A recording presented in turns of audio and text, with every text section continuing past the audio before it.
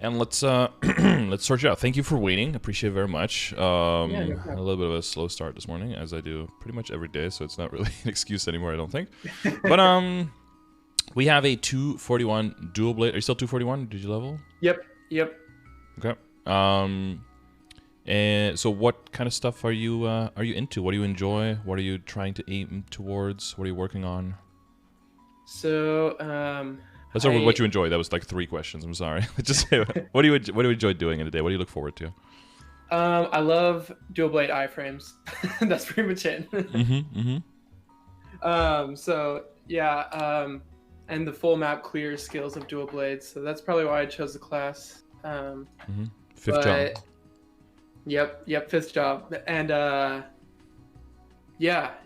so sort of backstory. I came from Bara, and right after Celestial event. So rip me. But I played for about a year, and I came back to Bara a year and a half.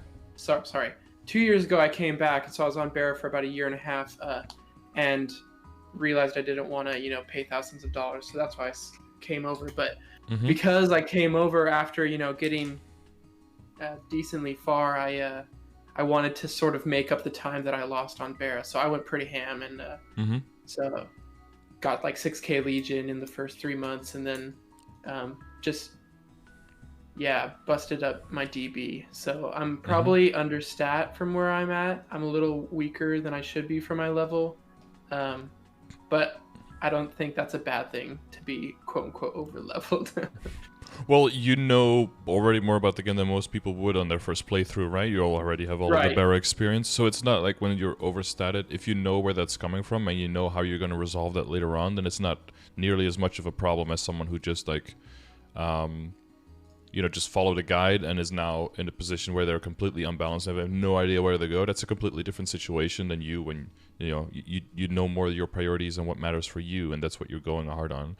And the beautiful thing about Dual Blade is that you can kind of completely sidestep critical rate and IED for a long time if you want to, because of the kit, and that's mainly why it's such a like starter friendly character to go through with. The mobbing isn't as simple as with most other characters, but it's definitely, I think it's definitely good enough to be able to at least make it at 250.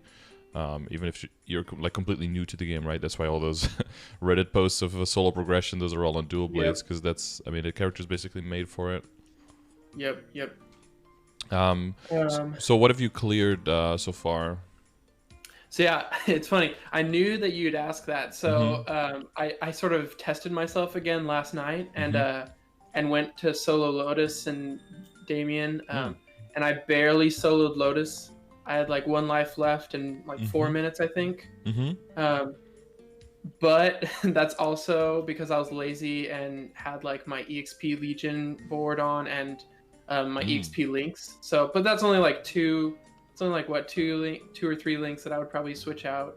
Well, it's 40% so boss damage, lot, right? but at least now that I know that I beat it on EXP links, I can probably do it. Yeah, sometimes it's good to just kind of limit test your character, just even if you are, if you could do it in the worst scenarios, then you'll be even more disappointed if you don't do it in a better scenarios, of course. But that's like kind of the downside. But the upside is, of course, that you know that if you need to do it in a rush and you don't have your links, you know that you have a fighting chance. But you also know what you're up against. You know you're up against a 25-minute run, and if you're like, I'm not up for this, I'll just duo it with someone instead, just to, you get half the money, but you get it at least you get it a little bit faster and more reasonably. Yeah, and that's actually what happened with Damien. Is a friend in the guild wanted to run, and so I ran with her. But Damien was actually the same thing. As we failed the first run last night, and then tried again, and cleared with like 8 minutes, 10 minutes left or so. We had enough lives, but we do it pretty well. And they were at around the same level as you. She was a 230 Adele, so a little smaller, but and then I'm in a loose. I made a lucid party in the guild, but and it's kind of funny. 2 weeks ago we cleared practice and then failed the real run, and then sort of just like got disheartened and didn't run like that week, and then we tried again the next week, which was last week, and failed because Arcana DC or quit. So we didn't like have a comment. mid-run? No, like quit the game. Oh, okay. And then Were you we five-manned tried it to, without a Kana?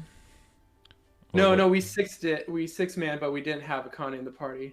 Yeah, Kana is And pretty then we pivotal. tried again this past week with 2 other people, and we failed again. Mm. So, um, There's yeah, what I guess we're sort of waiting for a couple games, I guess, and then try again.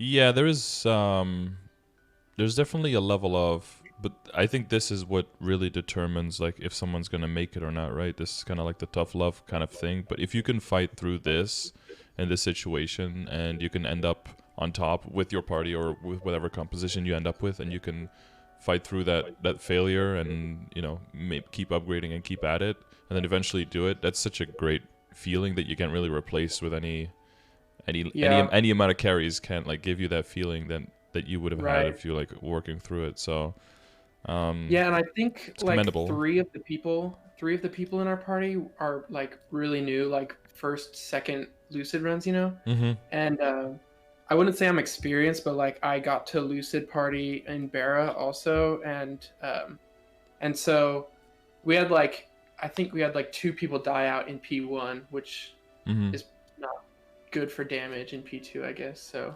no, that's pretty much a failure there. If you already know it's going to be a struggle, you have 2 people die out before phase 2. That's because what happens most runs is that people get like very, very low through phase 1 and then die out pretty early in phase 2, and it's very normal. I've done a few of those runs like that I didn't even need to be a part of, or that happens again with HMAG runs, right? If you're not strong enough for phase 1, even though you can kill the dragons faster, there's still just a lot of stuff going on. Right, and what right. you happen like actually get to phase 3 with like 3 people, there's no chance, or you get to you're like halfway through phase 2 in Lucid, and you end up just one person after the other that ends up dying out until there's like one person left with like 3 or 4 lives, and with like 6 minutes on a timer, who just like hops around to try to practice the mechanics. The worst part is when you do it in a practice mode and you can't do it in real.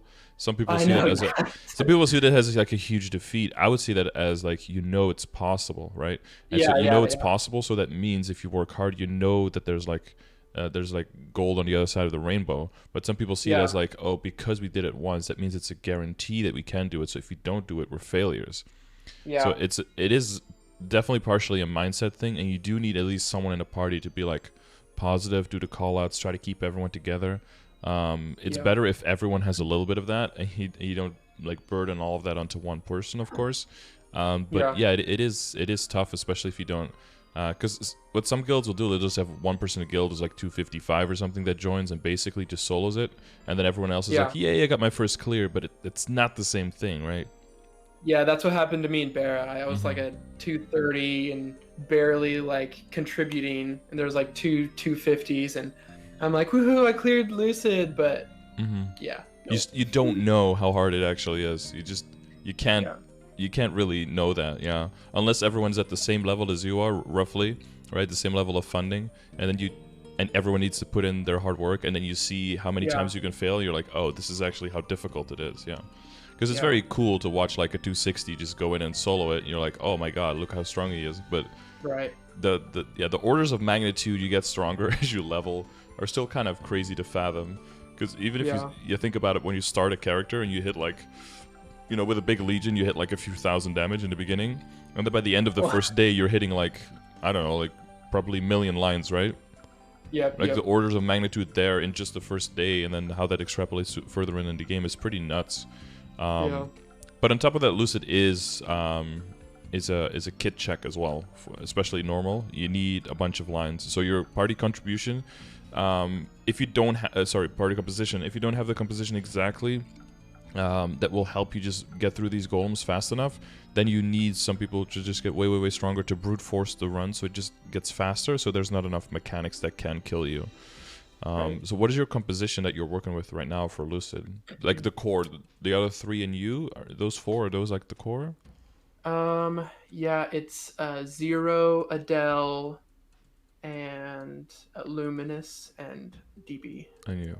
Okay, that is pretty solid. So if you add a Kana to that, you have some good kind of clear. Oh yeah, and we just added a Kana, so now we're just looking for one more in our guild. And I like honestly, I think that we really could do it right now. If we just do another practice or two. Yep. And also, someone else mentioned in our group chat that with the burning title, we get the 30 IED, which is going to help everyone, and boss damage. So Yeah. Yeah, some people say it's like a temporary crutch, but honestly, like, if you use that now, you get stronger, and at the end, you'll be stronger than you were if you never had it, right?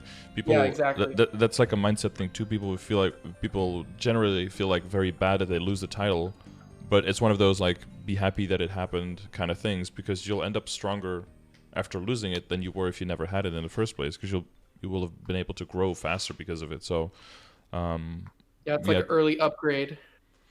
Yeah, exactly. You're getting your upgrade just early on. So, yeah, but again, that's like a mindset thing, just like the bossing in the game, and that is a certain test, and not everyone can, quote unquote, pass that test. Some people just don't have some people can't, and some people just don't want to, and that's like reasonable too. And then hopefully after like a few party switches, you end up with a party who wants to go down this rabbit hole and do it this way, and then the only way it typically only gets better, right? Unless someone like their internet shits the bed or something, but it only gets better. You only get stronger, you only get more experienced.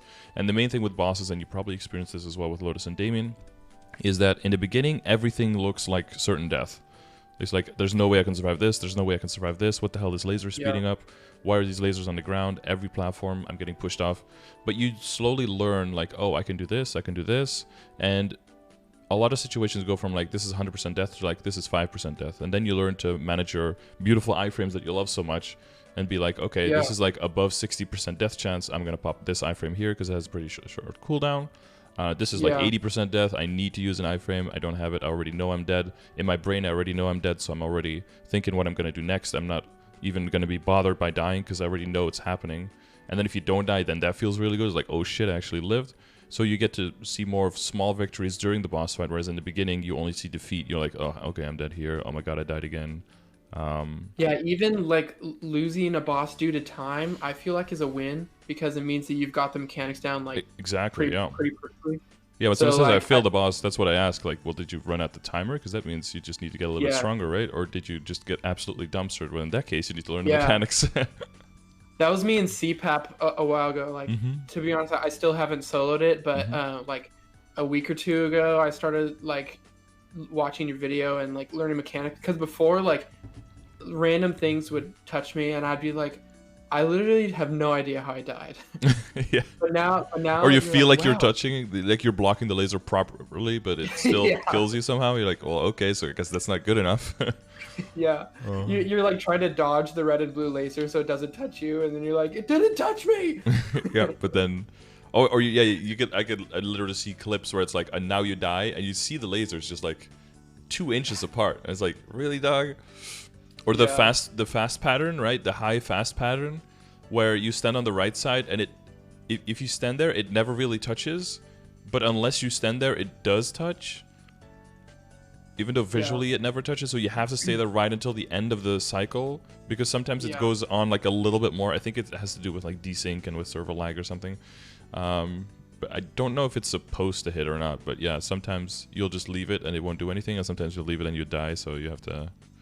Yeah, that's the worst if the clock is if he's kind of on the right side and you have to block the top laser on the right side and there's a clock underneath you. There's like, you need that iframe or you're just completely screwed. Yeah.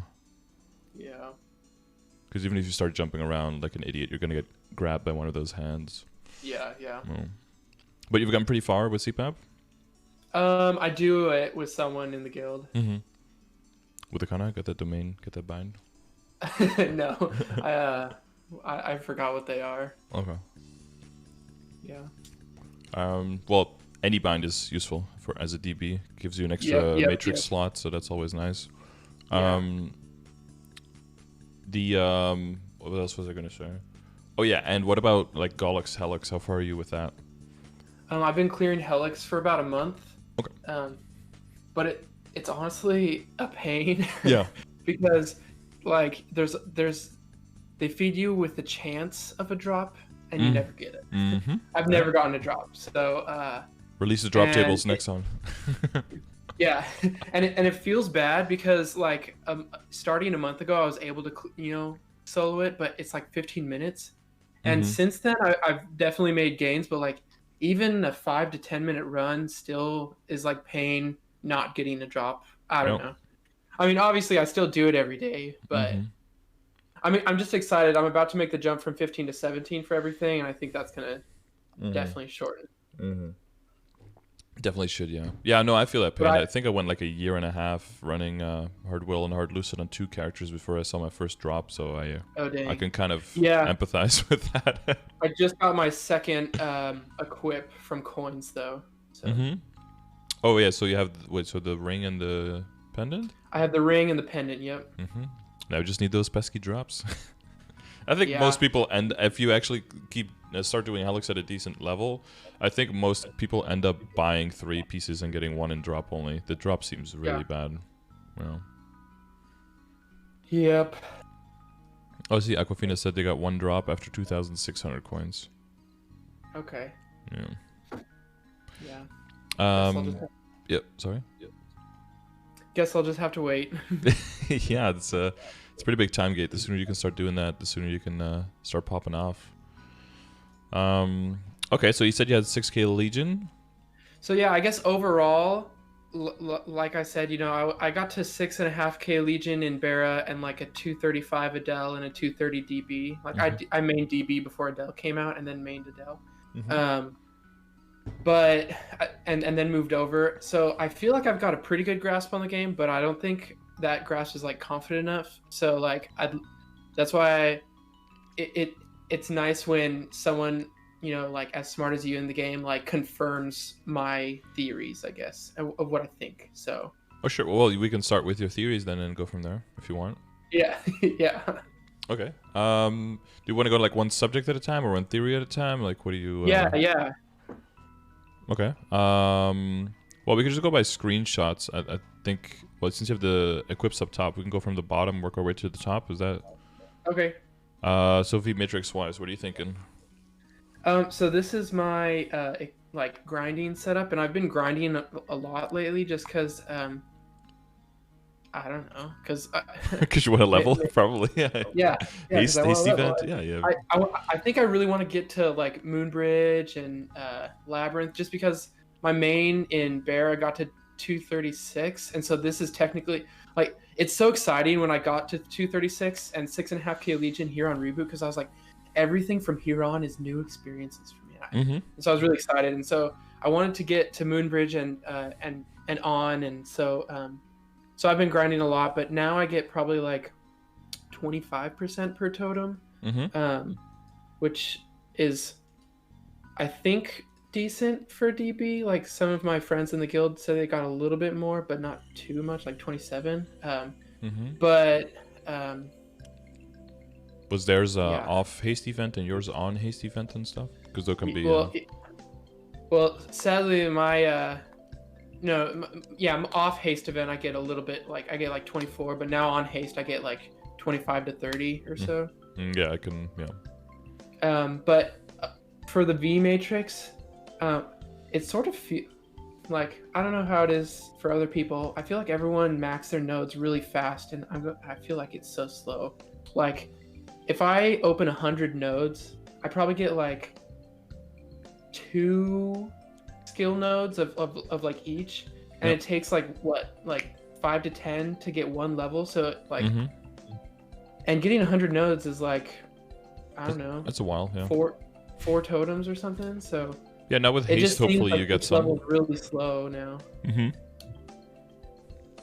Yeah, well, yeah, it's normal. I think what most people do is they start purely on the boost nodes, and then they level those up. I know once those are maxed, then they go hard on the skill nodes. But as a dual blade, I think it's better, to even it up a little bit more, because your skill nodes are at such a short cooldown that constantly boosting them, even though for mobbing it doesn't help that much because it's just always one shots, right? Because they're so ridiculously strong, those skills.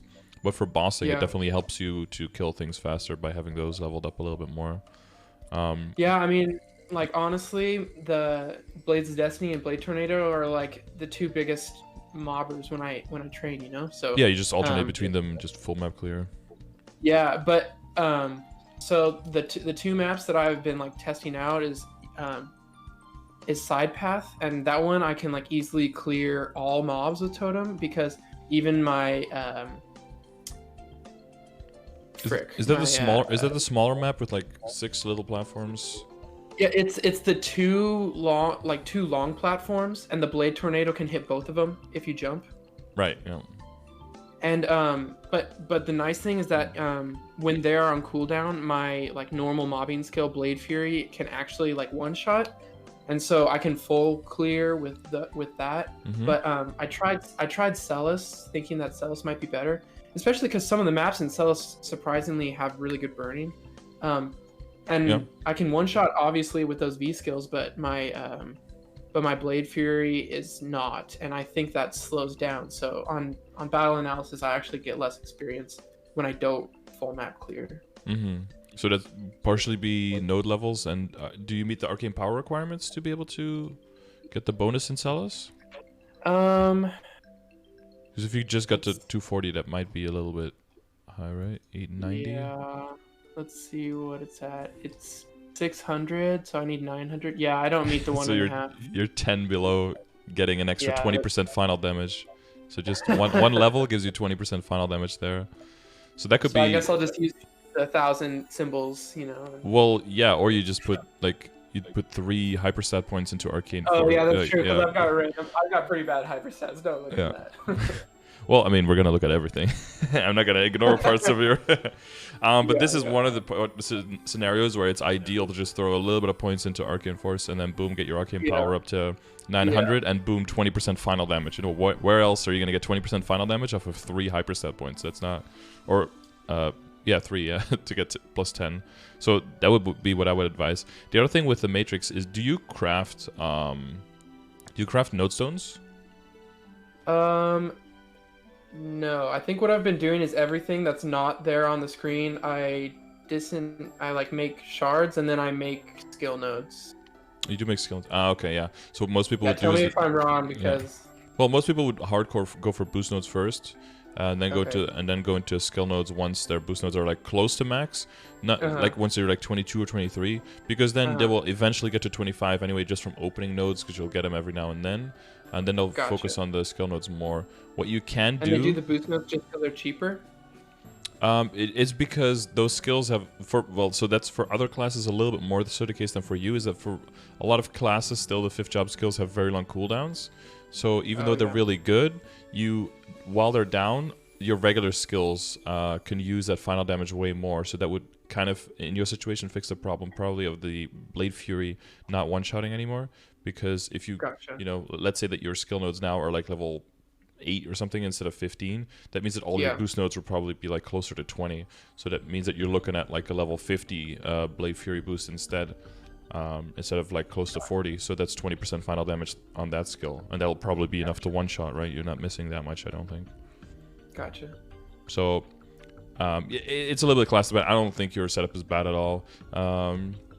If you have 4 boost nodes and a lot of skill nodes that are all useful, and you do want to level all of them up because you know that you're going to main this one for a long time, you could consider crafting node stones. Because in general, those cost like 35, right? Oh, okay, yeah. Have you done that before? No, I haven't done that before. So not only does it make them tradable, if let's say you don't want to open all of them up, or later you want to throw them to another character with their shards, but also nice. So if they give you a boost node that you need, you get the equivalent of 70 back, so you get double the profit, right? If they give you a skill node that you need, they give you the equivalent of 140, so you get 4 times the value back. And if you get a skill node that you don't need, you basically get your value back because of the shards. The only situation is if you get a boost node you don't need, you get 10 back, so you lose 25 there. So that's the only thing that you really lose, because sometimes you also get special nodes and you gain 15 shards on that even. So the odds, if you're still leveling everything, the odds are pretty good that you'll end up either getting a net wash, or, because it's more of a gambling thing, of course, and it's a slightly longer process because you have to open them again and stuff. But there's a good chance that you gain some. Because I thought that's what you were doing, because the result of that is more that you level up everything kind of evenly, right? Because everything is more random. But I guess you've like purposefully equalized them up, and that's why you ended up in the situation that you were. So that's why. Yeah, my assumption there was not wrong. Was wrong, sorry. Okay. Yeah, I can. So you could do that. You could do it for a while and be like, oh, I don't notice any difference, and it's just extra work. Then you just go back to what you were doing, But it's an option. It's something that you could do. It's Gotcha. especially useful for classes that have like 6 boost nodes that they want to do, right? Because then you have way more outs and way more value coming back, and way fewer Right, right. way fewer wastes. Yeah. So I wouldn't advise it on a class that has like one set of tri nodes, because then there's, Okay. you know, especially if you have like 12 skills in your boost nodes, because then there's so many shitty ones. Because it's also weighted towards getting boost nodes versus skill nodes. So then then it's just better to just straight up craft them. Gotcha. Yeah. Anything else with the matrix that you were wondering about? I don't think so. Do you not rely on sharp eyes? No, I've got 100% crit, and so I think I switch it in for like decent holy symbol when I'm bossing just to get the crit damage. Exactly. Okay. Um, yeah. Yeah. And then once you're further, and when you're bossing, you probably don't use rope lift that much, right? For most bosses. Except for like Gollix, and I actually used Lucid no, probably. oh, and Lucid, yeah, but not Lotus. It's too Mhm. dangerous on people. Yeah. No. Yeah. It's scary. And then you switch it for your bind, I guess, if you're soloing. Yeah, yep.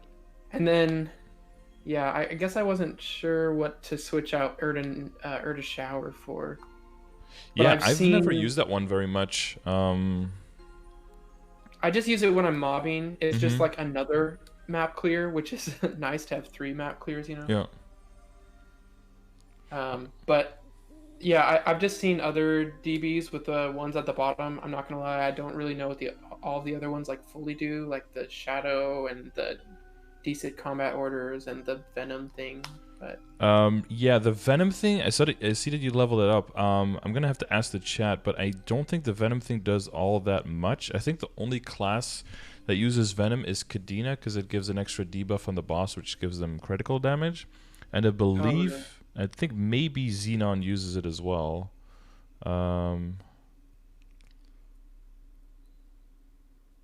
Okay, yeah. Venom is good for DPS for Night Lord because of how many hits. Venom is ass until 275. Okay, so you can keep leveling it, but then just swap it in like super late, I guess. Okay.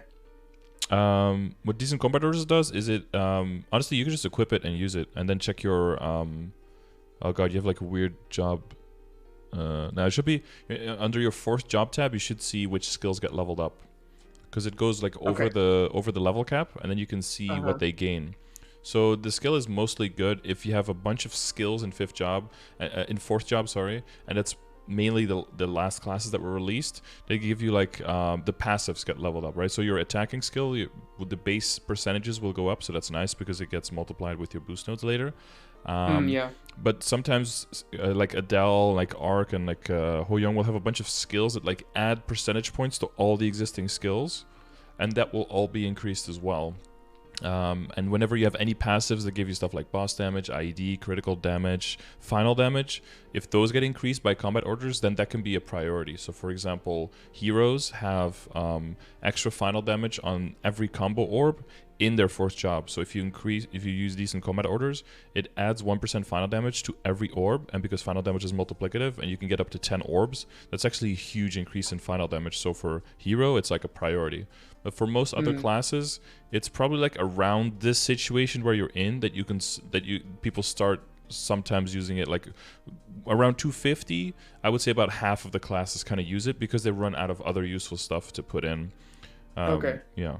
Because when you're bossing, like not always are you going to have rope lift in, you're not going to have Urda Shower in. You might only swap it to Holy Symbol at the end, and you'll have 2 extra boost nodes available, right? So you have 5 more. So people put like the Shadow Walker, the Last Resort, and then the Bind, and then maybe like the the Sharp Eyes, and then they'll put in either the True Arachnid Reflection or the Decent Combat or something like that. So like around 250 is when people start putting it in general, but some classes have it as a priority. But as far as I know, Dual Blade is just, it's nice to have, it's a little bit extra, but it's not a main priority as far as I know. Okay, yeah.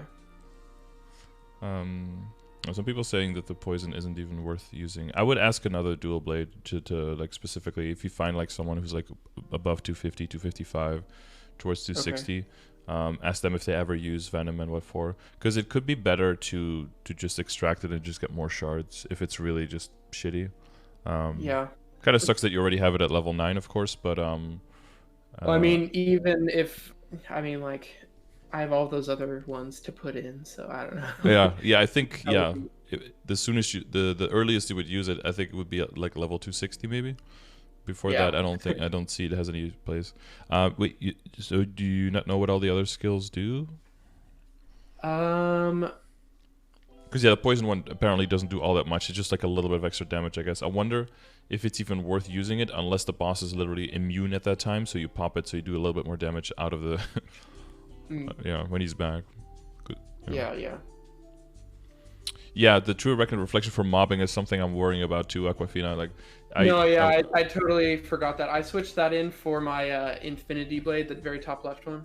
Right. Okay. Yeah. I was gonna say. I don't use that one Yeah, because even for elites and stuff, you just destroy those with all the other skills, so you don't need that skill to for mobbing. Arcana. Yeah. Cells it took a little longer. Yeah, because the AOE on it is like really good. Yeah. Yep. Yeah, I'm no expert in like Shadow Walker and Last Resort, but I'm pretty sure Shadow Walker does something with giving you Dark Side and giving you bonus damage. And then while in Dark Side, and then the Last Resort gives you a bunch of extra final damage for the trade-off of losing avoidability and taking more damage, like losing your defense. So you usually use that when the boss is bound, so that you not really at risk for crazy attacks going on. So because that's really like the high risk, high reward skill. The Shadow Walker is more safe, but the Shadow Walker is like high risk, high reward, so they kind of balance each other out. Yeah. But those two, that's like a lot of damage in those two skills, and like learning how to use those properly is what will really get your burst and everything, your bossing to the next level. Gotcha.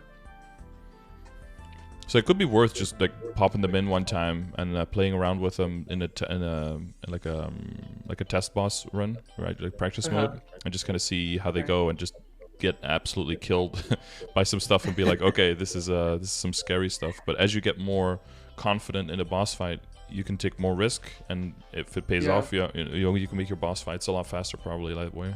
Yeah, maybe it can cut down Golik's time. That's something I'm really looking to. So. Yeah, that's definitely a high risk, high reward type boss. But that one doesn't have a practice mode, right? So that one's a bit more scary to. That's true.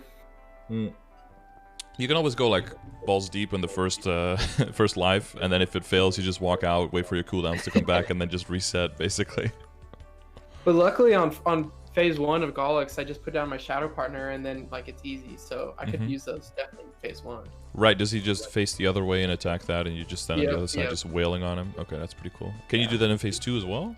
No, you can't, sadly. That would phase 2 is where all the sketchy stuff happens. Yeah, the boss definitely changed a bit. Phase 2 is Clown Fiesta time for sure. But honestly, I was running. So I told you I soloed like a month ago, but I wasn't using Green Pot, and that is like a game changer. Because you like start one of your bossing skill, and if you start it at the wrong time, and his eyes light up, you're like, oh fuck. His eyes light up. No. Yeah, like, you're dead. Yeah. Yeah, because the Green Pot gives you 2 ranks of attack speed, right? Because if you're already so high up in the attack speed categories, yeah, that's why it's a pretty big change, for sure. Okay. Anything else Matrix-wise? I don't think so. Okay. Are you aware of like special nodes and how they can help you? Oh yeah, like the purple ones. Yeah. I haven't really been using any of them yet. No, that's normal. That's pretty normal. Unless you're like swimming in node charts. If you're ever going for like a hard training session and you do have a slot available and you want to get extra EXP, character building 1 can be a nice one to make. Okay. And they expire after a week, so you want to extract them again right before they expire so you can recoup some of the shards. Okay. And then if you're bossing, mainly this is like if you're going to start doing Hard Loose and Hard Will, you have a lot of slots available and your party's like trying to squeeze out all the damage you can. I always forget the exact name, but I think it's Lethal Strikes. Gives you a chance of getting like a bunch of extra damage for just a few seconds every now and then. And that can definitely help you out over the long run by just increasing your damage more so than, adding, like, you're not going to add Urda Nova or something when you're doing Hard Lucid, but you'll end up with a bunch of slots when you're like 250 and above. So it's probably good. Maybe you'll buy like an extra slot because a lot of people get like kind of stuck at 250 and they just stay there for a while. And they tend to like, you know, settle and nest and get like an extra slot to get full access. So that could be something to look at then, like later down the road. But if you're ever going for like a hard training session, I don't know, maybe the week that we have haste and the compensation overlapping, like throwing in a character building 1 for that week, Field Strikes 1, yeah. That could like elevate even more. And at that point, we could also definitely, you know, use the Legion setup with the EXP and maybe even reset more of your skill points in your hyperstat. Yeah, to just like completely drain your boss damage and your IED and just go full on in bonus experience and get that one to like level 14 or something. As long as you, as long as you get your critical rate up to 100%, you get your critical. Well, even while mobbing, I don't think that's necessary, right? You can even take out a critical rate. As long as your critical damage and your regular damage, as long as those are high and your experience is high, your training speed won't really go down, but you'll just get more experience from the same monsters you kill. So that's like something you can do when you're really, really hyper focused on trying to get as much experience as possible. That's true. That's true. Honestly, I know you usually ask people this question of like, do you finish your totems? And so I was actually gonna. So in January, I finished all of them, and in February last month, I didn't finish all. I had like 2 or 3 left, and that carried over to this month. But so some side detail about me is I've got a wife and 2 kids, which makes 2-hour sessions kind of hard. Depending on how old they are, yeah. Yeah, so like my 3-year-old runs in and like wants to play, and so usually like I you know, if I do totems, it's like after everybody's asleep, and right, yeah, daddy time. Yeah, but the crazy thing is, I got the session in too because my wife and kids are off to like in-laws' place for 2 weeks visiting and stuff. Oh my god, freedom! Which means I can no life maple, you know? Yeah, yeah. So, I mean, you miss them every moment of every day, of course. Yeah, and it's haste, so. Yeah. Perfect. And we're about to get compensation with a 3 times EXP, so yeah, you're right. Maybe I should put that note in for. Yeah, that could. Did you plan this around the haste event? No, that'd be some next level shit. Like, honey, I've got a great idea. Why don't you? No. Meanwhile, as he comes back, there's like so many empty bags of Cheetos and Mountain Dew next to your computer. It's like a pot. Yep. No, like my prayers to Nexon, you know, were heard, and they said, "Hey, let's give this guy haste." Yeah, he was like, "Oh, he's all alone." But honestly, I like. So I made the mistake of saying Kana is, you know, required for reboot, which I understand why people are saying that now. You know, I think you have to go through experience in reboot to sort of say that without, you know, someone can't just tell you. So like, I made a Kana, I got it to like 225, got drop gear, and figured, hey, I'm gonna grind Legion while my Kana starts getting funded slowly because I've got nobody to farm. And so I got my Kana built up, and I overall it was good because I got my 6K Legion, but I haven't used my Kana since I decided like, oh, I'm not really gonna be Kana farming because I love the experience on my main, and I can just deal with a little bit lower rates, and obviously I'm not, you know, going through all my totems, but I think, to be honest, I would go through all my totems a lot faster if I wasn't focusing on my Legion pretty much every day. Right. Yeah. So like, but aren't you kind of like away from focusing on your Legion now, or are you still building it out? Are you going for 8K? I'm not gonna lie. I think every day I still spend time on Legion. Okay. Like this past event was really good for me in Legion because I went from like 6.2 to 6.7 or so. You did a lot of bonking by the looks of it, right? Yeah, I did a lot of bonking, and like in the process, like they're so weak at 140, and so I had to fund them to be able to farm the coins, which made it possible for them to be funded to go up higher. Yep. So like, so just this past week, you know, like in the time that, you know, it's been quiet here at home, I got my Phantom to 210, I got my Iran to 200, I got my Evan to 210, and I just got my Jet to 200. So like, I think usually I do my dailies and then I choose, do I want to use a totem or do I want to get, you know, like 10 or 20 levels on a mule? Yeah, you're definitely set up for 8K Legion, right? My goal is 250 in AK Legion when Neo hits. Yeah, I think that's doable. Which is yeah. honestly, Legion was hard. Like I did the math on my Google Sheets. It's like 15 levels a day, which doesn't sound horrible, but It gets progressively harder. it's harder. You Yeah, have to calculate in. I'm starting to use all of my mules that are funded from the last event, and so now it's That's true. Wait, so what is your So since we're on Legion, what is your two? You have two setups, right? Does one go into boss damage and the other one into bonus experience? I'm not gonna lie, the other one goes to crit rate for Legion mules. Okay, yeah, no, that makes okay. And yeah. I guess I haven't really gotten like super intense into bossing to totally care to make that other one, but okay. I guess I train my main and Legion more than I boss. Right. Okay. But the characters that are in there are basically the same at this point, right? They're just the characters with the highest raid power and with the biggest blocks. Yeah, pretty much. Yeah, probably be a good thing to build like two presets. So one. So the thing is with like filling out the bonus experience is nice. That's 10% extra, but 10% can be less than just. But you don't have that issue. But like in general to people, 10% can be less than just getting more crit rate to kill the monsters in one hit. Oh, sorry. Right? My other page is crit damage and crit rate. Sorry. Yeah, and then leftover in bonus experience, I'm guessing, which is a little bit of. I think I put the leftover in like attack for the mules for the crit rate one at least. Whether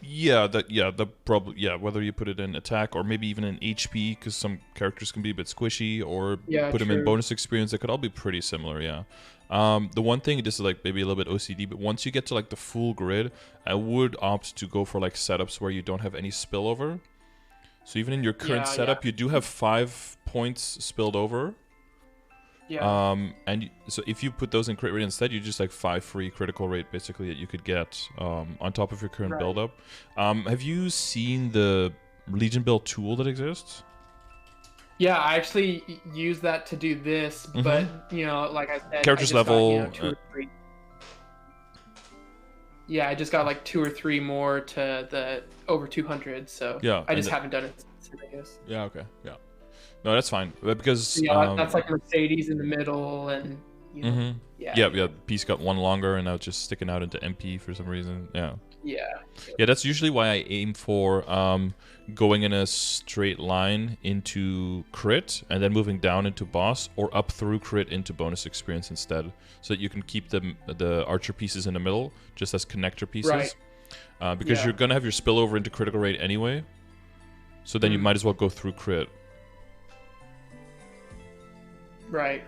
It's usually how I mean, it'd be cooler if you can go through abnormal status resistance, but they you have to go through the middle,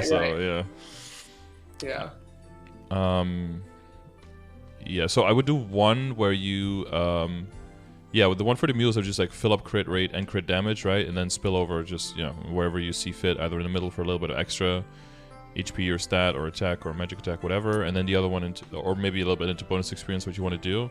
And from mobbing, I think in general this setup is fine, but then every time you go to boss with your main, you'll have to move all the pieces around. I'll do that too, but for some people that's like very tedious, so it kind of depends on what you like doing. But I think if you do the straight line to crit, and then the line up through crit anyway, and then you fill out boss, and then you make sure you have like a chunk of pieces that fills out the boss perfectly, and then you can have it like touching with the bottom left corner of crit rate when you're doing bossing, and then you can transpose it up into bonus experience so it touches the top, kind of like the top left corner, I guess, of critical rate, right? In the corner, and then fill it out there completely, and then all you have to do is like move those pieces around, which is like 10 pieces or something, like 2, 4, 6, 8, 10, 11 pieces, something like that, right? Depending on how big your pieces are, of course. So that's one thing that you have to do specifically for the solver. Is what I would do is I would just select region click, right? I would just do this, just select one region like that, and then just do start. It'll give you something weird, and then just take those pieces out of the selector, and then select the other areas, right? Like then, fucking reset, okay, and then like select this, boom, boom, boom, boom, boom, boom, boom, something like that, right? Without those pieces. Right. And then take this one away, and then solve that one. And then if you can't do it, it's whatever, because I put some random fucking pieces in here, right? Gotcha. But then that way you can just move this and this on your own, because that's the one thing. This thing is really great, because it's something I was theorizing about a long time ago when nobody really had it, so I'm glad someone actually made it. The one thing is, of course, it doesn't respect boundaries of lines, so you have to do that on your own. You have to kind of like be like, okay, I want, you know, I just want this thing filled, and that's it. And then the thing, it'll help you in that way, but you have to be a bit more specific on what you wanna fill in, Right. But it'll help you in that way. Yeah, and you know, of course, one thing you can do is kind of be like, if pieces are going to level, you can put those into the areas where the spillover isn't that big, so you don't have to, like, every time you open up your Legion, be like, God, there's another spillover there, there's another spillover there. Because until you get to 8K, and that's the main thing. Once you get to 6K, it's really great to have, like, the grid available, but also you start to realize how little of it you can actually fill with just 6K Legion. There's so much open space. It's not until you get to, like, 8 at least, and then in 8.5 where you're like, oh, I'm actually kind of like filling this board up, like there's I'm almost filling half of it, because now you're like barely filling a quarter. I can't wait for the 8K, and then you get is it 5 more that you can place? Yeah, 7.5 and those are probably all 200, so that's like a half of a grid extra you're just filling on one level. That'll feel real good. That boss damage is going to be always available, nice and juicy. But yeah, when it comes to the order of the characters and what events, just jump on events. I think you're doing that well, right? In general, you're just going like slow and steady, but then when there's an event, you go a bit harder to get as many levels out of it as possible. I was, you know, everyone always asks the question of what you should burn, and so like for Neo, I don't know what you think. I was planning on doing Blaster. I hear they were kind of aids, you know, so like he's down there on the right, 141. 141, yeah. I was getting the other level 3 links with bonking before I guess figured that I could Terror Burn at level 3. I didn't realize how bad 200 to 210 was, but it really depends on your main, at least. Yeah, it depends on which 5th job skills you get. There's some crazy 5th job skills out there now. Where some characters, you just keep rolling your face on your keyboard and you're 210 before you know it. Other classes, you know, like a Demon Avenger or something, doesn't really get much. You just get like a 1 sword that's kind of nice with like a 0.5% uptime, like half uptime, and then that helps kill a little bit more. But yeah, some other classes, like a Hayato or something, is fucking crazy when you get a 5th job. You just I mean, you just get like 18 AoEs that you just keep cycling between, and everything just keeps getting destroyed, and you're like, okay, well, I guess this is fine. If I wasn't DB like main, I bet DB would be so nice getting to 210. But I mean, you don't need level 3. Yeah, you don't need level 3, but but you know, people might make fun of me for this, but like I don't use totems on the mules right now because I guess I'm stubborn and want all that EXP for my main. And also money too for main, so yeah, I mean there's a scarcity problem, so you have to, it's your call, you do what you want. But it was so funny though. I just made the decision to make a second PC Kana because it was going to help all of my 140s, because I really want to get AK, right? And so I made it like 2 or 3 weeks ago, and it was rough because, you know, you don't have no Legion or links, but I got it to like, you know, because of the bonk, it at least got bonk levels, and so I got it to like 195, and that was on my laptop, my computer, my college laptop that I was using for that. And I because my wife's a photographer, she's doing a lot of photography shoots out there, she took the laptop with her on that, so I don't even have it for these, you know, best 2 weeks to use it on haste. And I was time to get another laptop. Time to get another laptop. Can you rent a laptop for like 2 weeks and then just like give it back? I honestly looked into it, but no, I don't know. Rent a top. I just figured out I would try and finish off my totems, because I still have, you know, like 13 totems to do for the rest of the month. Oh yeah, that's plenty. For me, that's like, yeah, I really have to put myself to actually getting my totems done. So if you have already that desire to just move ahead, then eventually they get used. Yeah, I think I've got enough motivation for this, next week and a half of haste and 3 times EXP coupons, which I know it sucks. I saw your video on the compensation. Everyone's gonna use it, so I hope map troubles, but it's probably the best time for me personally to get totems out of the way. Yeah, it seems like, yeah, for those long stretches of time that you actually do have available, that seems like it's for you, for your personal situation, seems way more reasonable to jump on that. Yeah. So you were thinking the blaster and what else? Because I would do the classes that you think you're gonna enjoy the least. That's what I would do, because it seems like you don't have problem putting in the time. So at worst, it's just a speed up mechanic for you. So I would see them as such. Yeah. Yeah, I think blaster. The other ones I have like semi-funded. They might not be like super all the way. Like Angelic Buster is 167.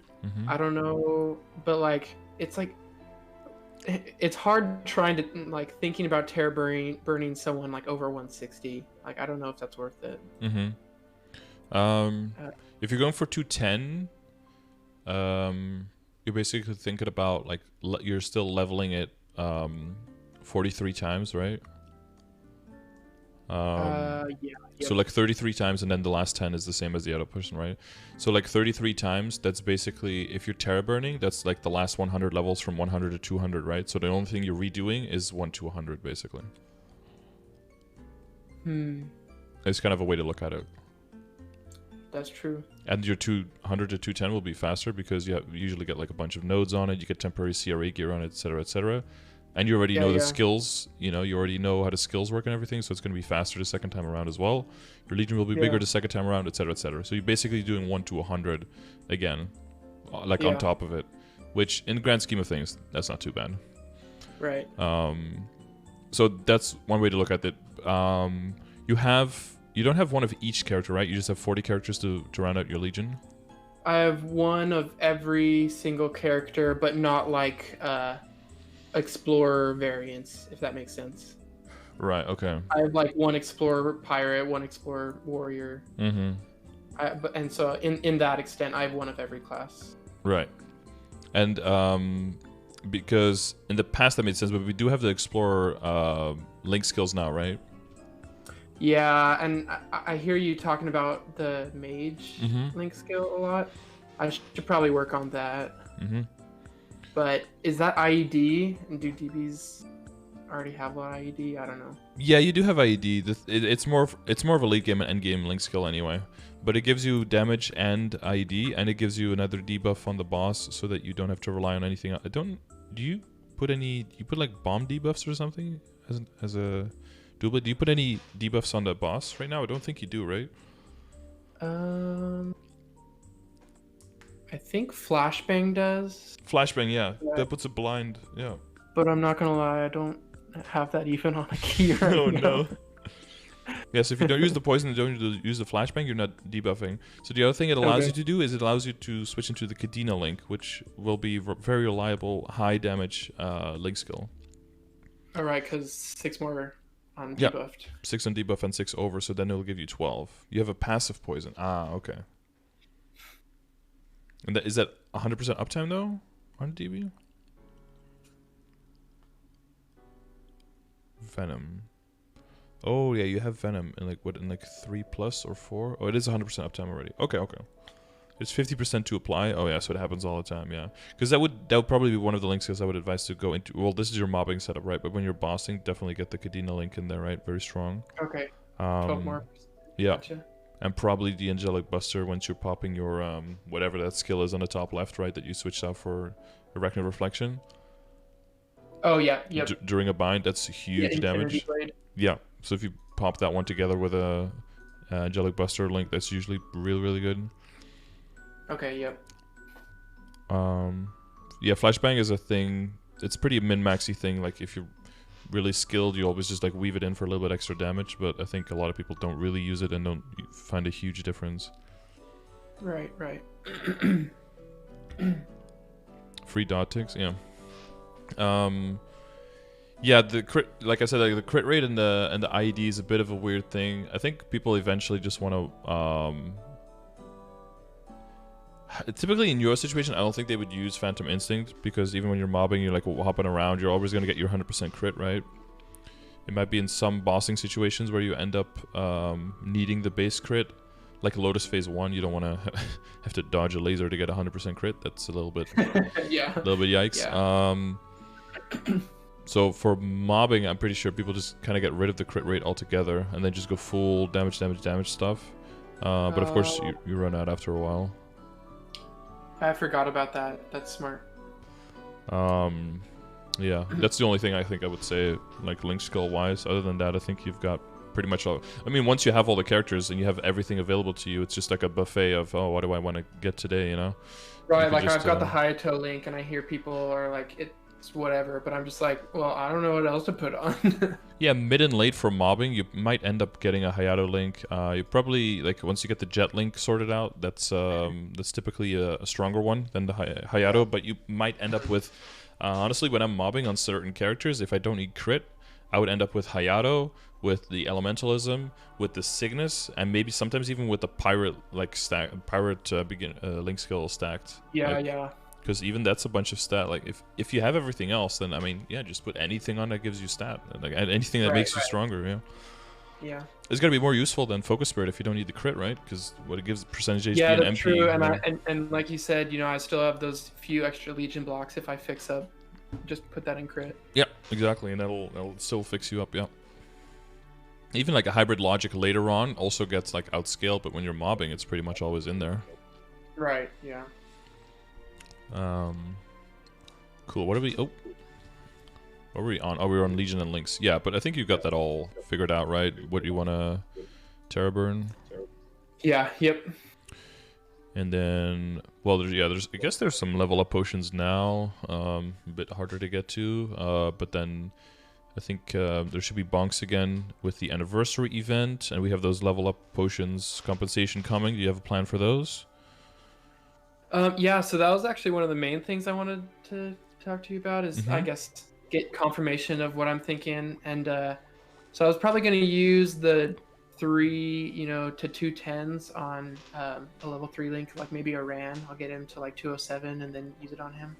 Any character, yeah, okay. And then, or I guess any level 3 link. I was just mainly trying to get the EXP ones out before I make, the final push to 8K. But and then for all of the other ones, for like the 210s, 220s, and 230s, I was gonna use like pretty much right after I get them, like this weekend, and get up to 245. And because I'm at 95% experience right now, so I'm pretty much 242. And then if I do 4 more totems, I'll be at 243. And I think with the 230s and like all the other ones, I think you get 2 levels or about, and I can the last one is levels. 1 level, and then the other ones combined there's like it's like a half level, so it's like 1.5 and then like a half for the other 6 roughly. And so so I was gonna go from 243 to 245. But then the only other issue is because I hear Moonbridge training is a lot faster. I guess percent-wise. The only issue that I'm looking at is damage-wise, because I'm not strong right now. Yeah, and you'll lose that multiplier on the arcane symbols, but you have those 1,000 coming in, right? With the 1,000 symbols, if I divide them between my Sphera and Morass, I think I get 4 each, which puts me at about 1k arcane force, which I think is the 1.5 multiplier for Moonbridge. Yep. Or and if not, then you can always come a little bit of arcane power and of hyperstat to make that fit. Yeah. So I guess that was my plan, and then hold off on the big potion because you can hold it for 90 days until I get to 249. Yeah. Oh yeah. That seems like a good idea. What do you do Dream Defender wise? What floor are you clearing there? 80 right now. Okay, that's pretty good. Yeah, because But then it'll yeah, still catch up. Yeah, because I'm thinking like if you go too hard on Morass and Aspheri, you end up maxing that like way before Lacaline, then that would be kind of weird. But I think it'll yeah, still catch back up, so that's fine. yeah, yeah. So 80 days like um, nothing. yeah, It's oof, yeah, it's crumbs, I breadcrumbs. I'm really looking forward. So there's like two other main questions. I don't know if you can answer like job change questions, but I could try. I don't have personal I experience, don't but know if you can see. So up in my equips, I've got like in my inventory equips, I guess. Um, I like where I show my coins and my spares right right, here yeah, down. mm-hmm. It shows that so I got both. I got also the Night Lord and Shadower secondary, just because like when you're bored and tired on a weekend, you're like, I don't know what do you want to do, and so I have both of those up at legendary and the Shadower shield to 15 star, just because it's 130. It was really easy, Mm-hmm. but so I did that mainly because Night Lords I hear are best for getting experience, and the Shadowers are best for monies. And but the only problem with both of them is I hear that they're only the best if you can one shot, which I'm not sure if I can reliably do in the foreseeable future. Yeah, so the Like, thing is with Night Lords is that the Assassin's Mark, once those can start one-shotting, then your amount of monsters that just die from using Showdown gets really crazy. And then with Shadower, it's once your Meso Explosion starts hitting hard, that's when they start making crazy rates at the end game area. But yeah, you do need some pretty crazy levels of funding to be able to do that.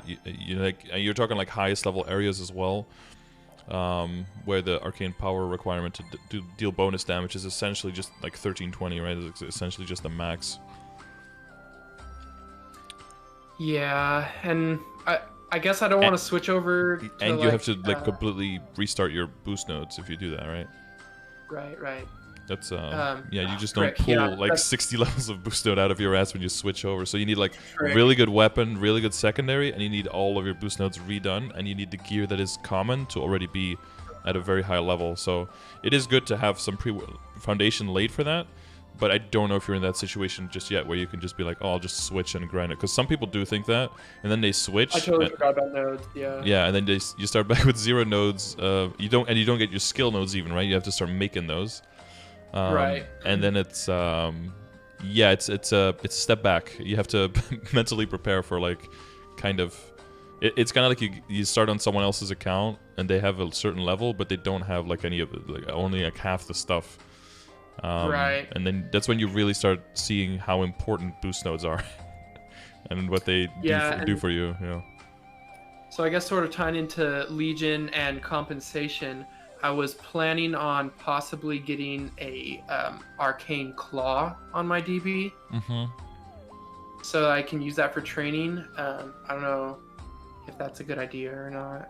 The problem with using the fake or the oof bro oof bro weapon, as we called it yesterday, is that it does have very high base stats, but the potential is hot garbage when it comes to training. Oh, really? Yeah, it has 35 boss, 12 damage, 12 crit. So it essentially is just like a 12% damage potential. So even though the base stats are really, really good, it's probably only going to be about the equivalent of a 17-star Abzo that has like 1.5 lines of it, like that has like, let's say that it has 12% attack, 12% damage or something, and just as like an okay flame as a 17-star Abzo. It's probably as strong as that. No, that's still better than having nothing, right? If you were like really intent on switching over, that would be like the good opportunity to use that as a temporary item until you get like something better. But if you're planning on like, I want to switch over because I want to mob faster, I don't think this is going to be like the ticket to get you there. Because like I said, on top of that, you're also going to have to redo all of your boost nodes. Yeah. And if you like Dual Blade and you like training as Dual Blade in general, you might not like training as Night Lord in that area, you know? Especially not if you're not one-shotting. It might not be... Yeah, it might be like a case of grass is greener on the other pasture kind of thing. Yeah, I like I don't think I really love training as a dual blade. It Okay. just it takes a lot of jumping everywhere. Like It does, yeah. Well, Night Lord's I gonna don't be know. jumping too. I can tell you that you're gonna be jumping around quite a bit too. Well, yeah. I mean, like, I guess with the assassin mark, I feel like, like if it does one shot, it'll be like I can actually watch something on the side. Like right now, I do watch things on the side, but Mm-hmm.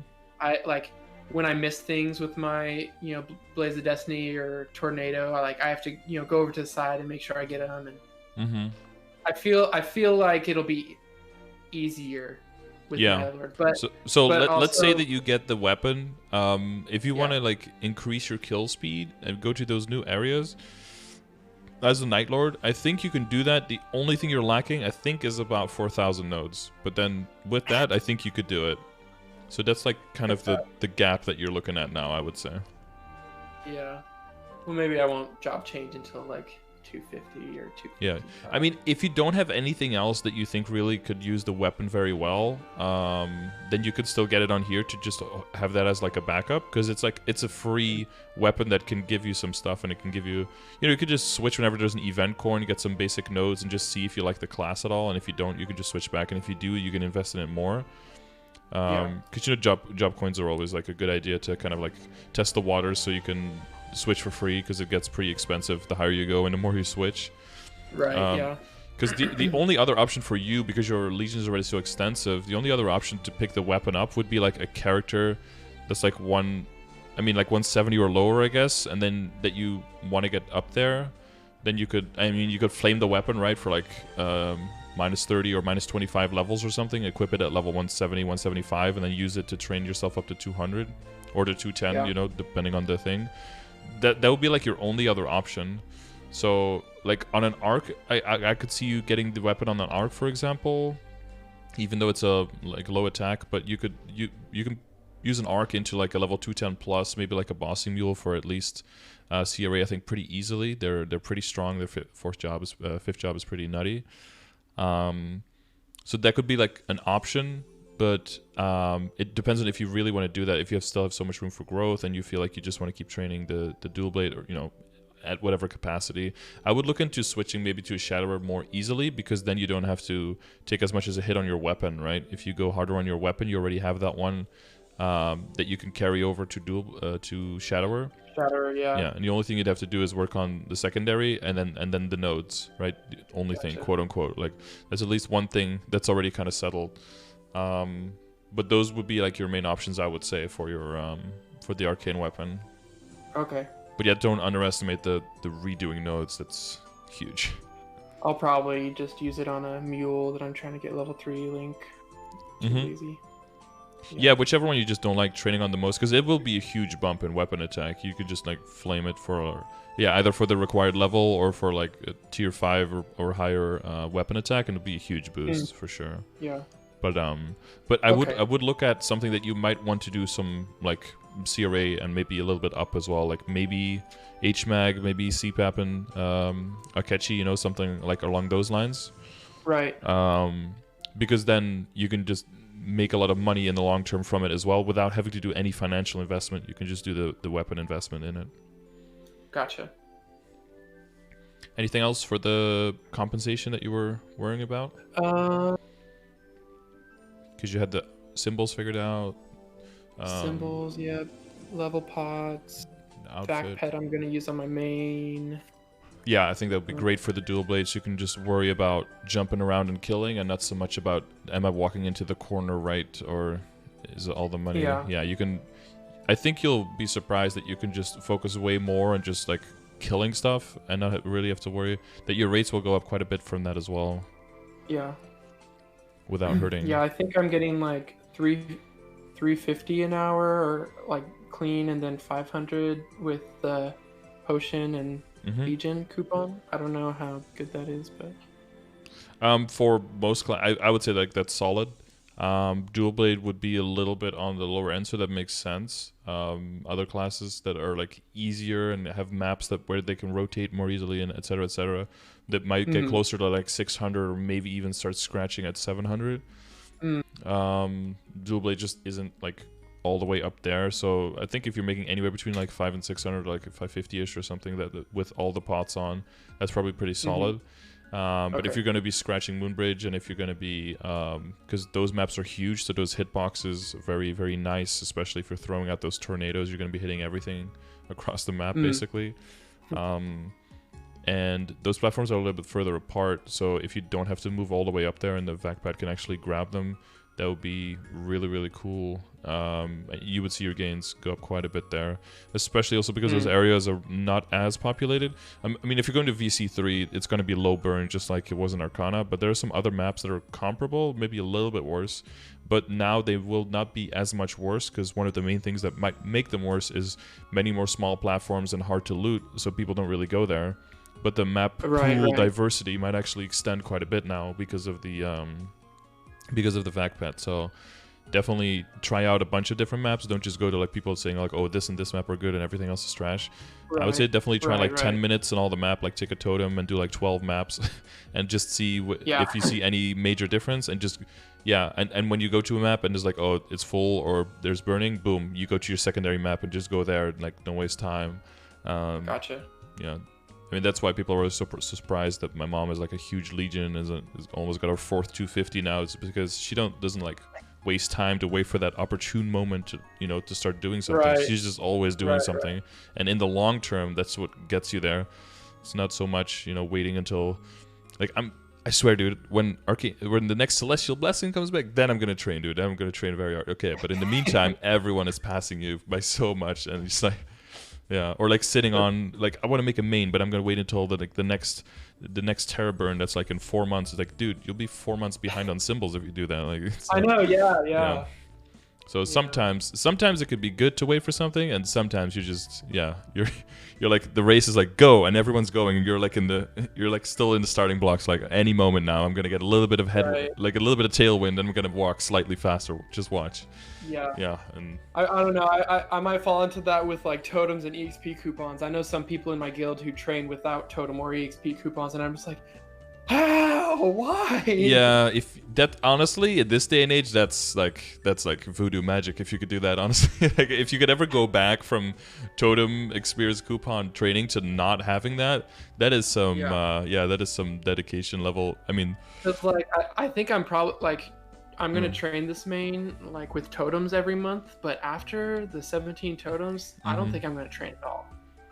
No, the one thing you can do is you can fall out to bigger maps, which just have more monsters on them. If you have a character that can navigate those maps properly and do a nice rotation, and this is where KMS information comes in very handy on how KMS rotates maps and where they train on certain classes. Because first of all, those maps will always have level 10 burn because no one sets foot in them.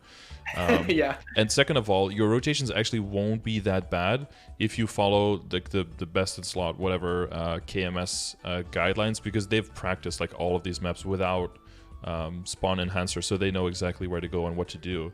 And you see some I've seen some crazy rotations with some hero who basically it was like one of those morass maps, right? Like, where all of them are like, where do you even start? You have like weird ass teleporters. There's like 18 platforms. There's buildings coming out of the ground. Like, what do you even do here?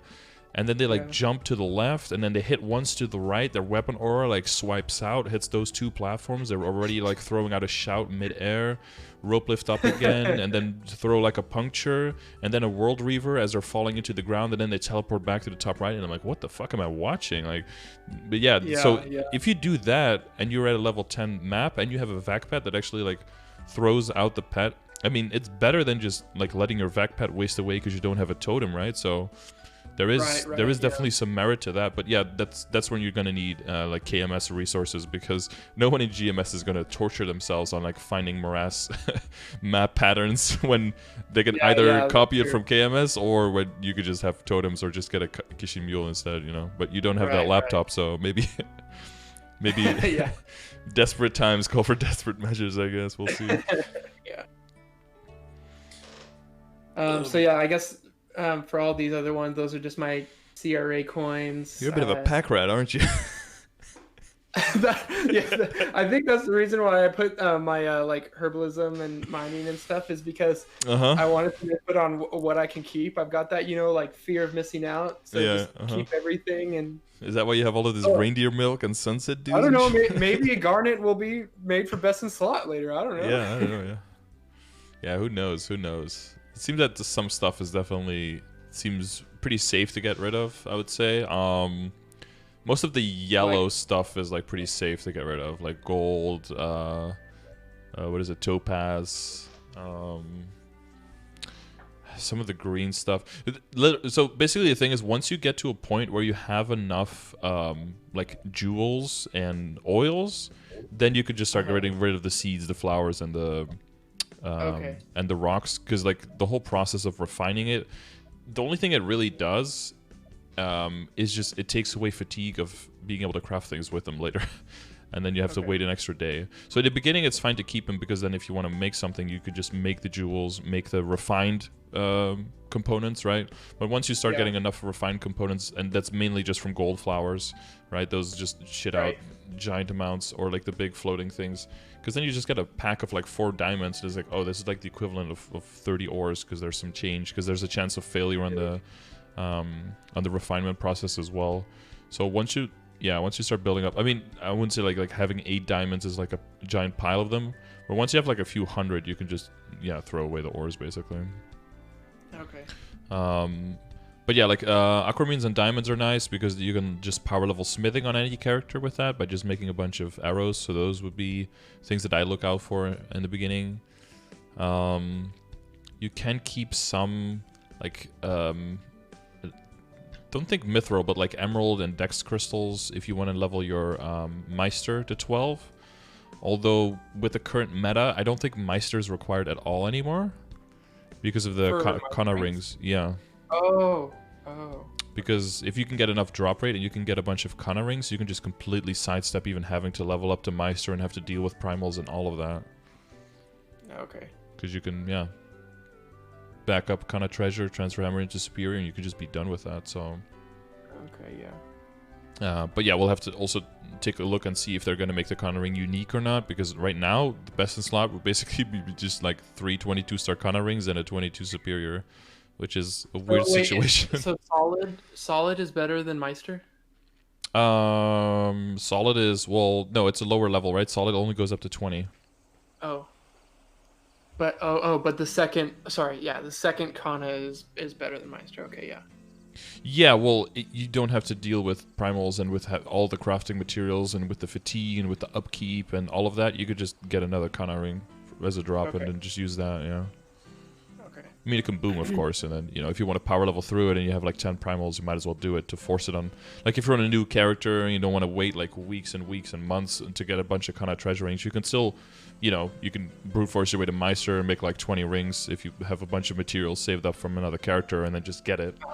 So there's still value in it, but for like an individual main character, I mean, Primal's NPC for 10 mil, that's a bit of money. Like, if you get, like, let's say in a few months you have like 6 kind of treasure rings or something, and there's a 5, 10, 15, it's better to just go for that and see how far you can go. But yeah, the first one would go for equip, and the equip backups. I don't know, how many do you normally save up? Because I feel like I'm getting to the point where I'm like filling up my inventory, I guess. Yeah, it's filling up quite extensively. So the thing is now with well, we'll have to see what your current setup is. I'll circle back to that once we look into your actual equips, which you should probably get to doing, because we've got like 10-15 minutes left. Because I think do you have any other theories? I guess the only other thing is familiars, right, that we didn't talk about yet.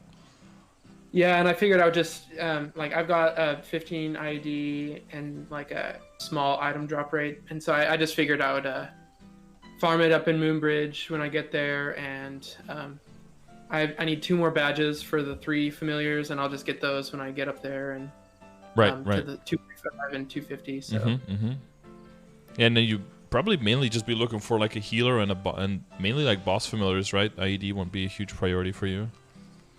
Yeah, and I want large drop. Yeah, large drop. Yeah, of course. Yeah. But I was so for the bossing setup, you'd be looking for like either 2 boss and a heal, or 1 boss, 1 ID and a heal, or Yeah. 2 boss and an ID, or 3 boss depending on like which bosses you're killing. And then Yeah. for training, like the large drop, and then whichever ones give you the most defense. Maybe an auto steal or something, like to get cheeky if you run into that. Because if you're gonna make uniques, you're gonna get some bad ones. Yeah. Hopefully you get some good ones, but you're gonna get some bad ones. So if something has like a few % auto steal, might as well equip that when you're mobbing. At least it gives you a little bit more.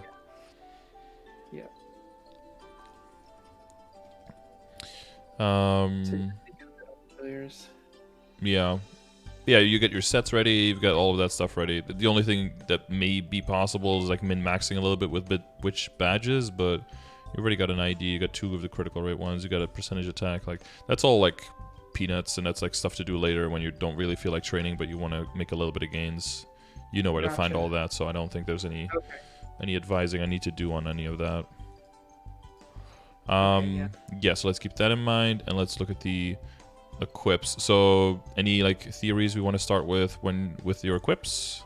I think WSC, I need to get the ID off my dagger and secondary. Just because I feel like DB already has a lot of ID, so at least from all the other DBs, like ID lines are not the best. But I don't know. I guess it's hard because they look nice. Yeah, and it's like a functional line. Yeah. The Katara has the damage line, but I've been training a lot, so I figured it isn't horrible. Your when it comes to IED, you have, well, you kind of want to go by like with what is your worst situation IED wise, right? And then everything else is better, that's cool, but you want to use like your worst scenario. So what is the lowest amount of bonus IED you get when you're bossing? I think 30% on my main bossing skill. Yeah, exactly. So that's what we want to use as like your go-to to see what do we want to calculate around, right? Because it's cool that everything else is more. Also, Go on. Yeah. So sorry, that's buffed. But that was before I did the Damien run with my guild friend last night, and I didn't have my bossing link skills on, so I put on the Lumi link after that, and it went up to 89. And then I just I did a totem also last night and finished out haste and got the title, and so now it's at 92, which is like beefy for bossing, I think. Yeah, but we do want to make sure that if you get rid of the lines on your WSE, that you're still left with something substantial, right? And that you don't lose more damage than gaining, right? Because it's not because you have decent ID that switching out an ID line for damage is therefore an upgrade. Gotcha. That's the one thing. So, are you familiar with like how ID is calculated and between functional and visual, the differences and everything? Yeah, I see you do it with people on the videos, but I haven't personally done it myself. We could do it together if you want to just go through it to make sure that we have a solid foundation and a good understanding of where all of your ID and stuff is coming from. Okay, yeah. So we have, I believe the Lumi's at level 2, right? Yes. So I think that's 15. And then your hyperstats and IED, is that at level 10 now? Lower, the Right? hyperstat is at 8 right now, it shows. So that's 24. And then Abzo Wep for 10. Do you have any boss accessories set? Yeah, I've got 7 boss. 1 sec. Yeah. The ambition was 69, I believe. Maybe it's 70 now. Actually, I think when I switch out, yes, sorry, I think I have 7 boss on training. I think I've got 5 when I'm bossing. Okay, so so then you don't have the 10 IED from that. Yeah. Okay. Yeah, that makes sense because your bossing accessories are more like your early ones that you use for training and mobbing. That makes sense. Yeah. Your ambition is level 7 now, or is it still 6.9 here? I think it's 6.9. Nice. Yep. So 6.5. Do I have to do a comma here? What is it? Oh, there we go.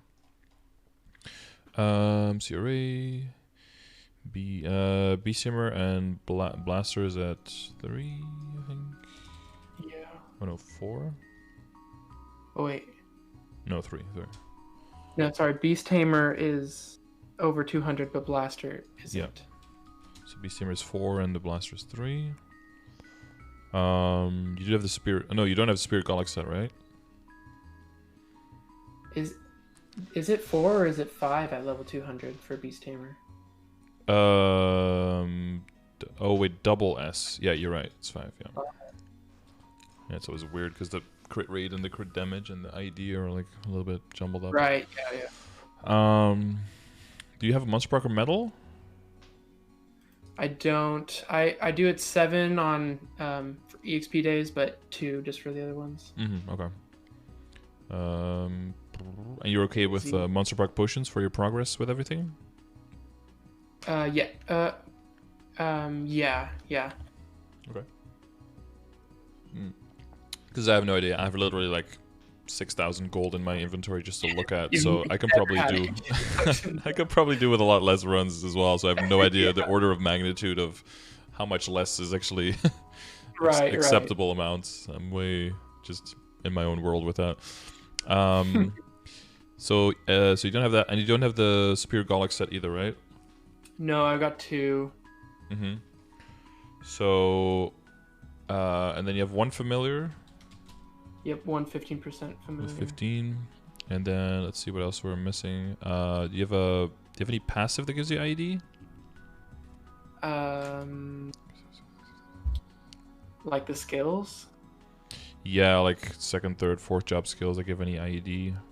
Oh, not like buffs, but the like attacking skills they've got built-in IED. So okay, you have no buffs that give IED. Okay, what about you have hypers, right? You have like an extra 20% there, I think.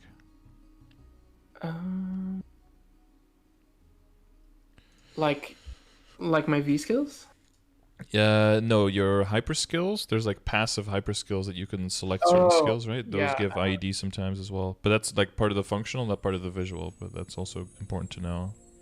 Oh, that's nice. Yeah, so I guess the main bossing skill is Phantom Blow is plus 20% IED.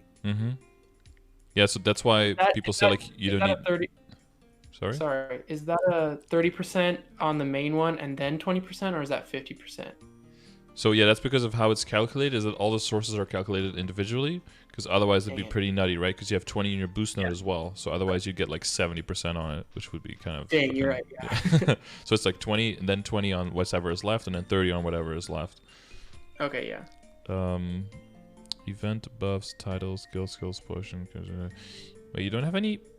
Wait, does Dual Blade not have any passive ID? Because like visually we're falling pretty close. Cause falling pretty short. 'Cause you said you were at 92.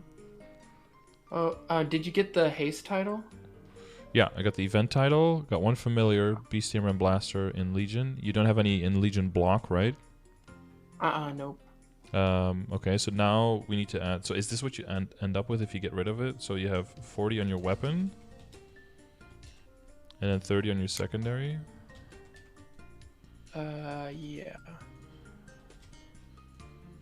That gets me at 91 for you. So there's like something that we're.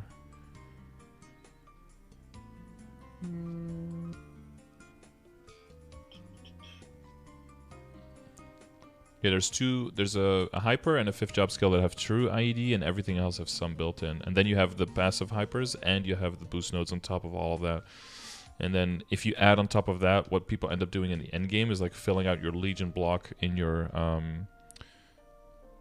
filling out your Legion block to like full 40 and getting the Golic set effect, and then roll. Even if you roll out of everything IED you have now on your kit on your WSE, you still end up with like more than enough.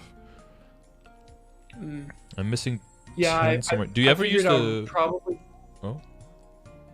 Oh, sorry, you go. No, go for it. I was thinking about rolling out of ID once I get the 4th Gollix, I think. Mm-hmm. And going for like 2-line attack at least. I don't know. Or a boss and attack. I don't know. Mm-hmm. Oh yeah, there's 10% on the Katara. True. That's what I forgot. But you at 92 buffed? Is that what you have now? Yeah. Yeah. So let's say that you keep it that. So that's what you have visually now, right? So then what your actual functional is like a boost node is 20, and then we can count that passive hyper because all the other situations give you more IED than that even, right? Yeah, yep. And then your built-in in a skill. And then on top of this, what you would end up with later, so you're already like 96 plus functional, so you're like golden, like way over golden. You probably already roll out of one line right now. If you roll out of the line on the secondary, you're still at like close to 95 functional, because what you're getting on top of this is going to be like Monster Parker for an extra 10, then the Explorer Mage for another 9. And then that's when Gollix comes in for another 30. So I can get to 100. It's possible. No. Because look at how many times we have to add Gollix 30% to get to 100. I know. Like 1, 2, 3, 4, 5, 6, 7, 8, 9, 10, 11, 12. Well, visually you could get there pretty. Yeah, you could get there, but but to actual 100, it's a. Okay, yeah. It's a hard one. Yeah, but I don't expect to get the other 2 Gollix for... I hope to get both of them before Neo. Mm-hmm. So 1 drop and 1 coin, but... Yeah. No, but I think it's fine to roll out of 1 now.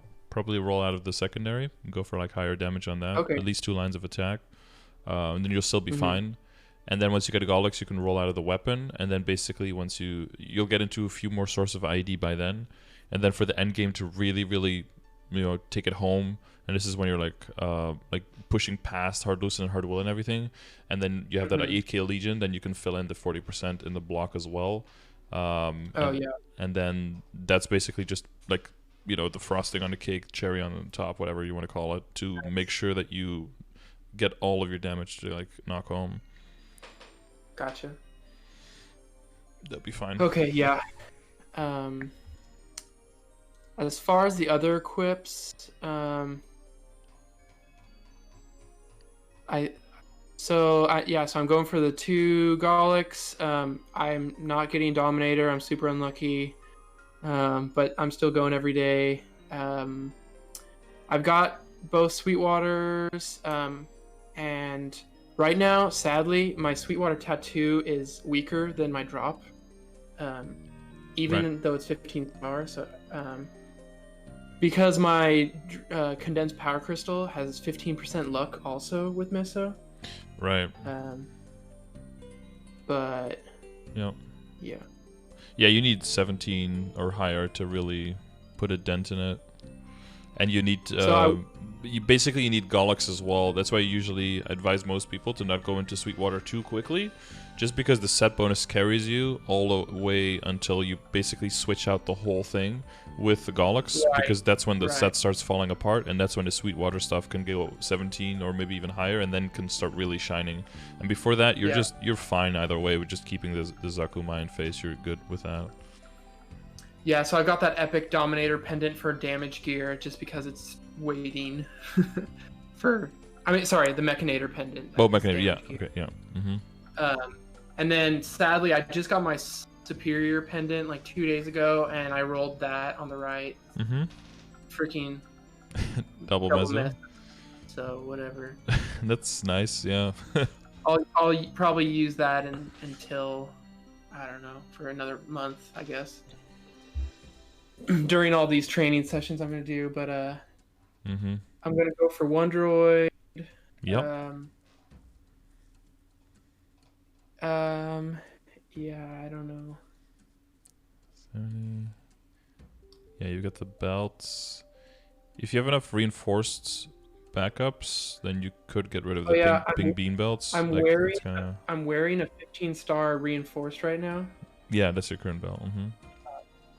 and then I also have a 15-star reinforced just sitting there waiting right now. Because on the +2 event, I got pretty much everything from 12 to 15, and Mm-hmm. then I know the next big gains are going to 17, but there's no 5, 10, 15, so I figured the 30% off is probably my next best bet. Unless well, I know we can't, like fortune see the next one, but Mm-hmm. so I'm probably gonna try and do 17 on everything on the 30% off. I don't know. I would probably hold. You'd wait. Yeah, I would wait. I mean, it's big, but I would wait. Because it is such a big difference. Because we're looking at what 160. Because yeah, I did the Star Forcing calculator, and it's Mm-hmm. like 1.3 safeguarding bill to Mm-hmm. 15 to 17.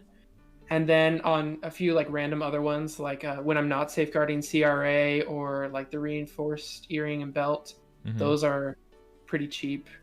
Um, I mean, for the reinforced, I'm only going to 16, but the CRA, I'll go to 17, and those are only like a half bill each. So for Mm-hmm. everything, pretty much like all of my damage gear that I'm going to keep, it'll be like 13 bill.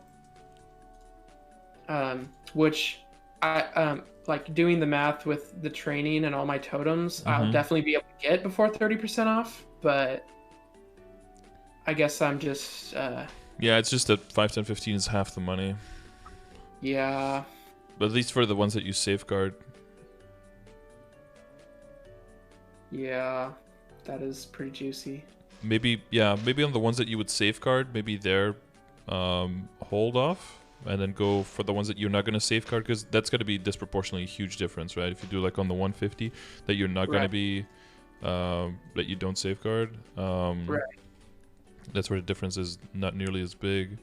327 to 400, it's like, yeah. There's like, yeah, at most like 40% more.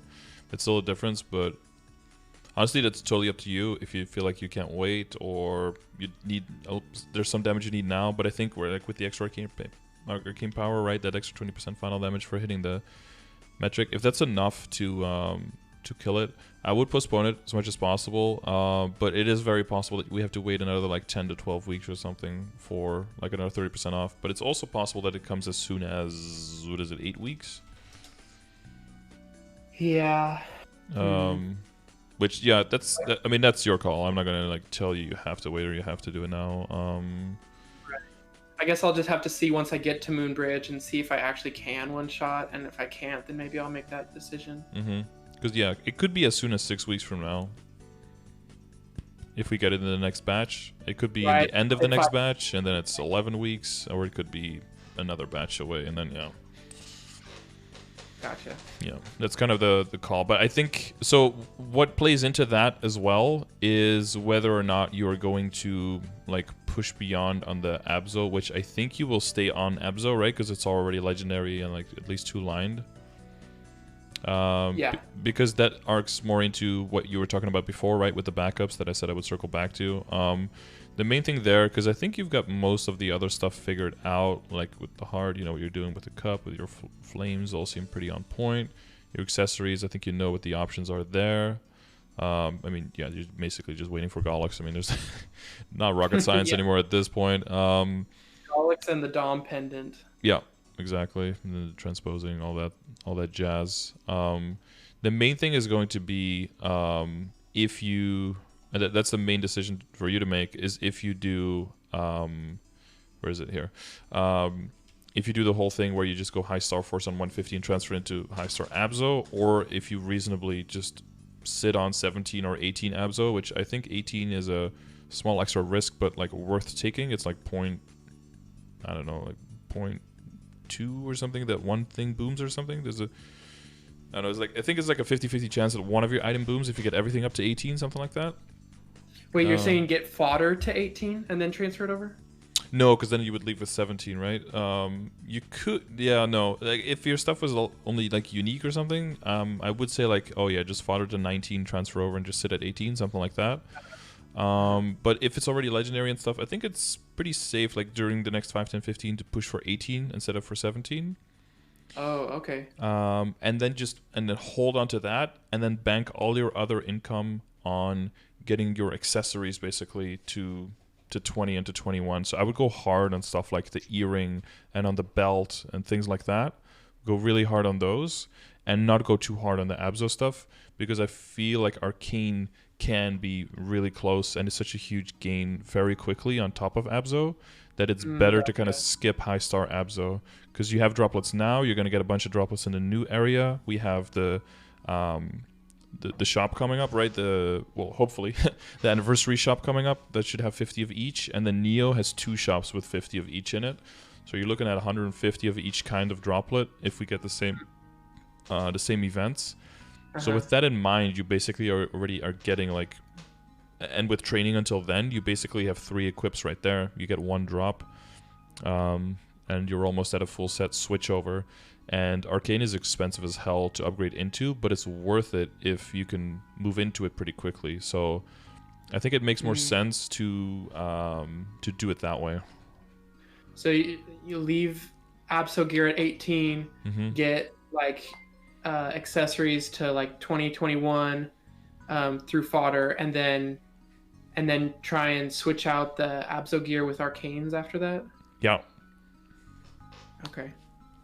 Yeah, that's what I would do. And then depending on what drops you get, you keep the droplets as long as possible, right? And then depending on what you get as drops, then you supplement in what you can with the droplets to make the set work. If you don't get the weapon drop, the weapon will most likely come from the, Sphere and up droplets. Yeah.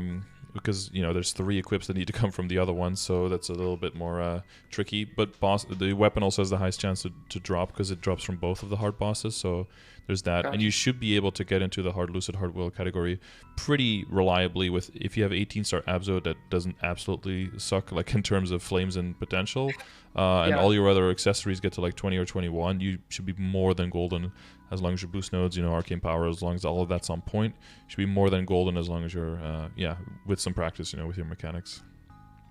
Yeah, that seems so far off just because, I'm doing like a normal struggle party right now. But yeah, I think you're right. Once a 5, 10, 15 comes around and get all those up, it'll be a lot more.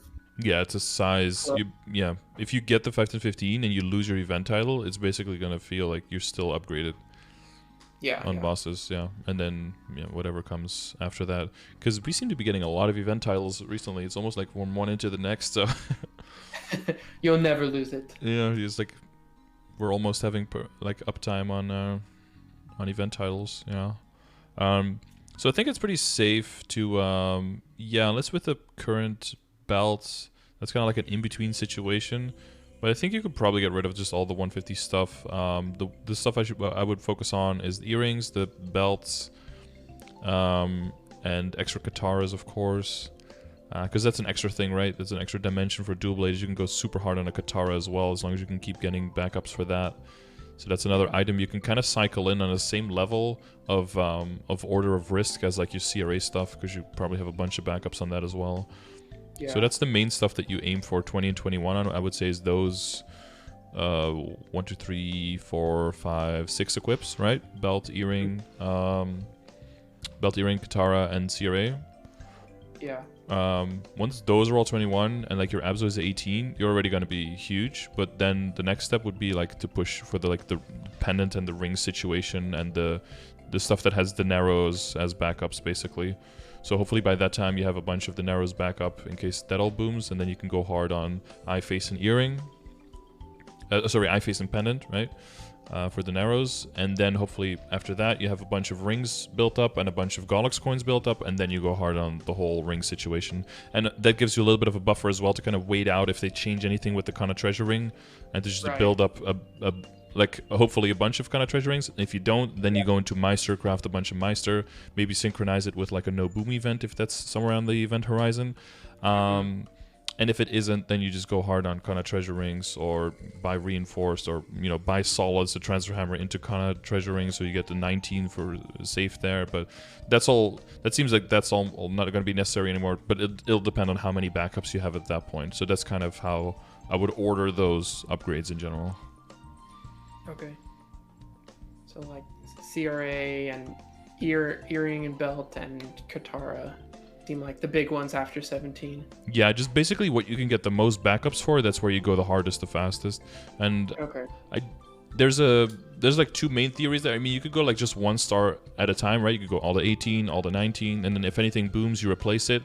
That way you can guarantee that with every single event, you can make the biggest possible upgrade in general. Other people like to go 1 item at a time. That does mean that you can like close a chapter on something and you don't have to go back to it. But with all of these items, you will notice is that these chapters won't get closed either way, right? You're still going to be doing Sweetwater Voyages and all that because you want to get the Dineros. So you're still going to get Katara. So it's not like you can now stop doing that or something. You're still going to be doing Gollux for the coins. So you're still going to be getting the reinforced stuff, And the other thing, by going like 1 at a time for all the items, is that you can like... it's almost nice to boom things because you get to clean your inventory a little bit. But the other thing is, of course, if you do 1 item at a time and you reach your goal, then you can get rid of everything. But the problem behind that is, like, let's say you reach 21 and you're like, okay, now I can clean up my inventory, and then you get 21 on everything. You're like, oh, now I want to go for 22, and then you have to start rebuilding backups again. So that's like the other. If you like more evenly, cut down on everything. So like, So sorry, I know there's different ways to do it. So you get 21 on the actual item, or 21 on the fodder item, and then. Well, so for these 6, for these 6, it would always be on the item. So so the reinforced and the belt are like fodder, right? And then transfer hammer into the other one. So it depends on backups. So when it comes to the earring and the belt specifically, if you want to end up with, let's say you want to end up with 21, right? I think that's always like a really good spot. You could say initially I'll 21 transfer into 20 and then get everything else kind of to the same level, and then circle back to these and make these go the first ones to 21, because that'll give you time to get belt and earring backups. And then if you boom from 20 to 21, at least you can go into like a 12 star so you don't lose your set bonus, and then just do the whole shebang again where you get a lower one leveled up again. Okay. Because on average, going from like to 21, transfer to 20, and then again from 20 to 21, basically what you're doing there is you're getting from 20 to 21 twice, which is always cheaper. On average, not always, but like on average will be cheaper than getting from 20 to 22 once and then transfer hammering over, so that you're guaranteed with the 21 after the transfer. Right. Yeah. Okay. So the first one is, it's like the difference between like what is more expensive and what is more guaranteed, right? Going to 22 and then transferring over is more expensive in general, but all of the risk is like on the front end, on the reinforced. Yeah, and then the highest risk and the cheapest one, but with the highest risk, we would be going full 22 on the item itself, but then you need the most backups on the back end, and then the intermediate is going 21. Transferring, and then 20 to 21, and then later if you have a bunch of backups and everything else is already 20 and 21, you want to go for 22. But that's like a risk assessment you make with how many backups you have, how much money you want to spend, etc., etc. But at this point, you're like 255, 260, and you're like just rolling in damage, and you're trying to, you're somehow still maining this character, and you're like, you want to make your Varys Hill runs a little bit faster. We're getting a little bit ahead of the. Yeah. I'll just be happy when my Helix runs don't take 10 minutes. Yeah. Hopefully you should see those speed up with every. Yeah, like a 5, 10, 15 will make a huge dent in speeding that up for sure. Yeah, I didn't realize that the attack on items came only after 15, and so like 12 to 15, I didn't feel much different. Yeah, and I got everything, and so I was like, why don't I feel like 10 times stronger? Because I spent like 8 bill, I think, on everything.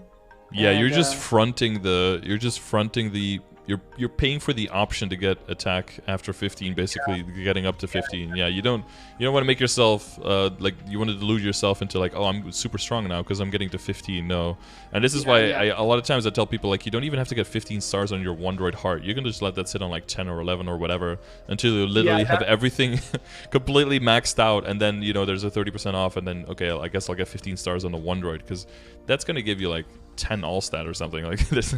Right. You're not going to notice any of that. What you're going to notice is like going from 17 to 19 stars or something, or like getting a 20-star item. Like that's like, holy shit. You look at those stats and everything is just like a mini weapon. Everything has like 70 or 80 weapon attack. It's like, holy shit, that adds up to so much. I mean, even 15 to 17 I feel like is going to be really big for me, just looking at the weapon attack on like even rings and stuff. Yeah, because it's so many items. It's like 12 or 13 or 14 items. If everything gets 20 attack, you're gaining 300. Like, right, yeah, like it's busted, yeah. Yeah. For sure.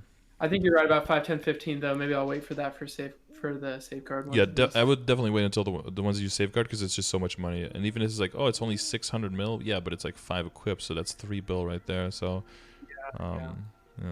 Can use that to switch out my Katara potential or something. Have you transposed your Katara? Because that's the one thing we didn't. I did. I was actually going to mention that when you're talking about commercial voyages, because it took me so freaking long, and I never want to do commercial again. I think it was like 10 days of all 10 tries. And I heard it's like 2% each. So yeah, I don't know if you know the number. It should be like 3 or 4 days, right? Yeah, and it feels you think bad that, on wouldn't your you? try, because you can't try again, and so you're just like, ugh. Yeah, it's like, I have the Daenerys, just let me try, dude. And I think, nope. Yeah. Because I think, so bad. you hear a lot of people really like, oh, it worked, second try it. And I'm like 2 weeks in, like, God. Right. That's happened in the DB Discord. So, but like, I get so mad, which is why I'm really dreading like backups for monocle and tattoo and pendant and stuff, just because I hate voyages. Yeah. So I have, I don't know if you see, I've got like 60 dineros, and I haven't done it since I transposed my Katara. So. Have you leveled up your boat at all? No. Okay. Yeah, because there's like 2 ways to go about it, right? There's the one where you just do like the voyages like for the short term, and then just like the long term approach. If you go for the long term approach, eventually you just like level up your boat until you could probably level up your boat now. You could check it right. It's already at level 10. I just don't have the dineros. Yeah, exactly. Once you level up to level 3 boat, all you have to do is you just like spam the first voyage just 12 times, and it's like 30 seconds per run, so it's like 6 minutes, and then boom, you're done for the day. Right. And then you get, I don't know exactly, but you get like 40 dineros or something just like 6 minutes of just derping there. You can even skip CPQ if you don't really want to. My mindset was like, well, I can leave it at 17 star and then focus on everything else, because I can do CRA and Katara and stuff, and so I won't have to get backups. But you're right, I have to get backups in the meantime. Yeah, I'm not saying you have to do what I do, where you literally get like 4,000 dineros backup on all your characters. That's probably a bit overkill. But as you do, as you approach an event, and you're like, you never want to be like, okay, I still have like 20 bill to spend, and everything is like 20, and I'm sitting on 18 star Iron Face, but I have no dineros, and it's like, are you gonna like risk 22 on your CRA and then maybe blow that up and be like, oh, I could have gotten like an easy 40 weapon attack on the other ones, but now I'm like high risk for 20 weapon attack on these two? It's like, you could be okay. You can, like, if you absolutely hate the content, you could be like, okay, I hate the content, I'm not going to do it. But then you at least are like knowingly taking on that risk on like the other side, and then that's fine as long as you're okay with that. But unless you absolutely despise the content, I would encourage to consider. Yeah. All right. Well, I think we're over by a little bit, but is there anything right now, any theories that you still have that you think we could address, or any equips specifically that you are still wondering about where to go with next? So went over the compensation. I think so. Just the Dom pendant, you get, like, once you get it, you use it for transpose for at 16. Same. Yeah, 16. Same. Probably flame score, because the flames are a little bit more accessible now, but it doesn't seem like the flame score goal really changed much. It seems that people still aim for like around anywhere from like around 110, I guess, a little bit higher, a little bit lower, but like around 110 flame score. Okay. Since it is like an end game thing to do, I would make sure that you, if you have to use the calculator or like use the settings, that you would aim for like end game values for the flame score already, on like how it's going to look afterwards. Because a lot of times I see people just see like, oh, all stat, that's 8 points, but when you're end game as a dual blade, all stat is like 10 or even higher. So if if it's just like 6% all stat, that's already like a 12 difference, right, between 8 or 10, whether what you're counting. So that could be the difference between like getting rid of a flame that's actually really good because you're like, oh, that's not enough, to being able to settle and move on and work on the next project. So make sure that you take into account, or maybe even if you're in dual blade Discord or something and you know some higher levels, ask them like what is their stat equivalent of all stat, because it might even be that past 260 some people are like at 12 or something. And it would be a shame if you roll over a flame that could be settle worthy and send worthy, and that you, because you have like a wrong number in your head, or because you hear numbers from other people, that you like roll over it. That'd be unfortunate. So. Okay, yeah. I think so. Just like looking at my equips right now, my last question was, I've got Silver Blossom and Synergy Ring for damage. I guess what's the best go-to for next on the rings? Is that reinforced and another Kana ring like at the moment? So we're using damage. You're using Kana Superior. Basically, that would be left, right? Yeah. Yeah. I guess what are the other two that I should go for? Oh man, it's probably better for you to buy another pendant rather than going for the reinforced ring. We have in Neo, we do have the stronger event rings coming up, so you could, if you hold on until that, you can switch into those. So we have like the Tenebris, the Glory Guard, and the Awake ring coming back for Neo, and you can buy 5 in total for your account. So even if you get like 3 on a Kana Farmer or something, if you want to like get easy, very strong rings on that, and you put 2 on this, then that could round out your set. And both of those are stronger than a Synergy and a Silver Blossom as well. Okay. What are the best in slot for the other two?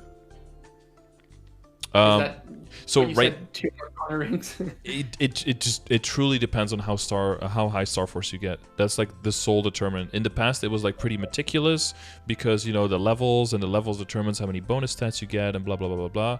If you want to get like hardcore, the best in slot would be like Glona's Heart at 25, and the Gloom Ring at 25. Like that's the best in slot. And then it's 25 Superior Gollux, and then whatever other thing you get to 25. But like reasonably, what people end up with is probably a 21 Superior. Now probably like a 21 kind of treasure. That's pretty reliable to get with the amount of backups that you can get. And then for the other slot, it would be either 2 more Kana treasure rings, or it would be a reinforced or a synergy, because they're all just 140. The reinforced technically has better base stats, so that one at the same amount of stars, reinforced would be better. But that is such low priority now that got shifted way down, especially in your situation, because people might even actively consider getting reinforced pendants backups rather than having to wait on Dominator drops to Star Force in, right? To Transfer Hammer in. Because that's like the higher level shit when you're going like 20 and 21 on all the Abzo stuff. Sorry, not Abzo stuff, on the Gollux stuff. Is that you're going to look at like backup Dominators to Transfer Hammer into Superiors, because like just throwing random 700 coins into backup Superior Pendants is not like a great pastime. Yeah. So that might even be what you think about before getting reinforced, if the Kana Treasure Ring stays as common as it is, and as it stays a non-unique equip.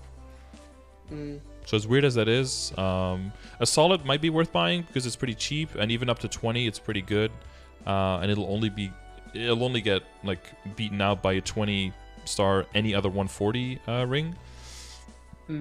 And because I'm thinking like long term for like side characters as well, it might be a good idea to just kind of avoid going into synergy as long as possible. When they say like, okay, Kana Treasure Ring is now unique and you have 2 of them, well, at that point, you either transfer 1 into Superior, or you turn it into a drop rate ring, and then to fill in the gap, you make a synergy, basically. And then you have that as your backup without like getting absolutely dumpstered on, all of those resources spent are now completely useless.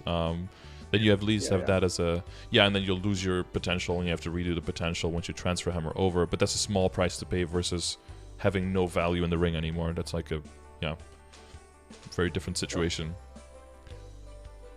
Okay.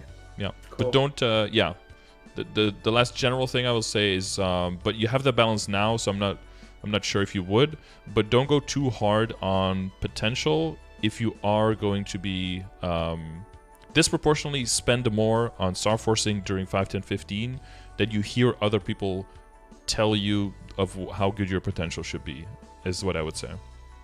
Because some people will go crazy with like everything 3-lining at 17 star, when instead just staying at 2-line or 2.5 line and just going for 18, 19, or 20 stars is a way better spending of your money. Okay, yeah. You'll see some people roll like 12, 12, 9 on a superior ring and be like, I'm never getting this past 17 because, oh my god, it's 12, 12, 9. And it's like, dude, 1 star force to 18 gives you double the gains of the extra 3% stat on it. Like, it's not worth it at all. But some people get so locked in. Yeah, because you can basically use the flame score calculator there, right? If you use 3% stat, it's like 30. Well, it's a little bit lower than all stat, right? So it's probably like a 29 or something equivalent, 28 equivalent flame score, and 1 extra star is like 13 stat and like 14 attack or something. It's like it's not even close to how good that is. So a lot of people kind of get locked into hyper focus on potential, and I get it because a lot of people don't play at the rate where risking past 17 seems worth it, and probably it isn't for them. But that's only for gear that you do transfer, right? Yeah, because if it's on the item, if it's on the item, then you can just you just trace it and you just send it again. Yeah. So for a Katara, for example, or for your CRA stuff, right? All of the CRA, Katara, and then for now the Abzo, but like mainly those CRA and Katara, you can go damn hard, and that's why I mentioned like the Katara also has the first WSE item to rework the potential on, because if you hit like crazy attack there, it's already transposed. You can get easy backups. That's Katara is an item you can go so hard on, and there's so little risk, quote unquote, involved, right? Right. Like a worst case scenario now is you lose 5 stars. It's not ideal, but it's not the end of the world. Whereas the upside is getting 20 or 21, and that's just going to stick with you forever. So that's a huge upside versus a relatively small downside. Okay, cool. YouTube for the YouTube frogs. Oh, they're boogieing for the YouTube boys. There you go. Okay. Anything? That's it. Yes, that's it. All right. Then I wish you the best of luck. I give you a little bit of extra time because I made you wait so long. So hopefully we got to every single thing that you wanted to get to. Yeah, definitely. All right. And I'll wish you the best of luck. And it's going to take some patience, but 5, 10, 15, if you save up a lot of money for that, you're going to see insane gains once you dump into that. And good luck on the next week alone at your house. Don't starve. Take care of yourself. Thanks so much again. Yeah, no problem. And best luck. See you around. Okay, bye. Yeah, bye-bye. All right. That was some good ass shit. A little bit long again, guys, but I bet there's a bunch of dual blades waiting to see this one, especially with the meta shift. I incorporated part of the meta shift that I'm working on. Might make it into a video, but I say that a lot and then I end up not making a video at all. But that is something that I would want to address more, because I definitely, like, if you asked me 3 months ago, like, this inventory would have been a gold mine, and I would have said yes, really good job, good preparations. And that goes into my transfer hammer video as well, right, where I talk about that. So maybe that would could take like a little bit of an update on how to treat Absolab in current day, because with training to 250 being facilitated, more droplets dropping, higher drop rate on the bosses, etc., more event shops with stuff. With all of that in mind, thank you, Nuxie Boy, for the tier 2 for 6 months. Congrats on your gold badge, dude. With all of that taken in mind, getting arcane is way more accessible, and even low star arcane sets, and low star I'm talking like 17, like, you know, upper edge of safe but lower edge of risk, is so strong because of the set bonus and the base stats and the flames and all of that. compared to Abzo, that going too hard on Abzo and accessories becoming more accessible, etc., that going too hard on Abzo, I think, is a mistake in that it's a sideways upgrade, and you want to aim like as much up as possible, right? You don't want to upgrade that way because then you're going diagonal, so you're spending more money to get like less results, right? You want to go boom straight up to the top when it comes to efficiency on the equips, and of course, you know, personal situations there. But not gonna make this video too much longer than it already is. We're already like probably slightly above the 2-hour mark. But thank you very much for watching. If this was helpful for you, I'm glad. If you want one of these sessions for your specific situation because this doesn't speak to you or you have additional questions, check the description of the video. If you want to join the guild on NA or EU on Reboot, let me know. Description is also in the video. And as always, I am still looking for data input for my big class classification. If you have input on monster skill per hour, battle analysis, I don't know why I'm counting double, or we're going to have 6 fingers now, or training videos of you in Moonbridge or higher, just anywhere in Tenebris, training video with any class, I would love to get them. Also, a link to the form where you can submit those is in the description of the video as well. Thanks for watching.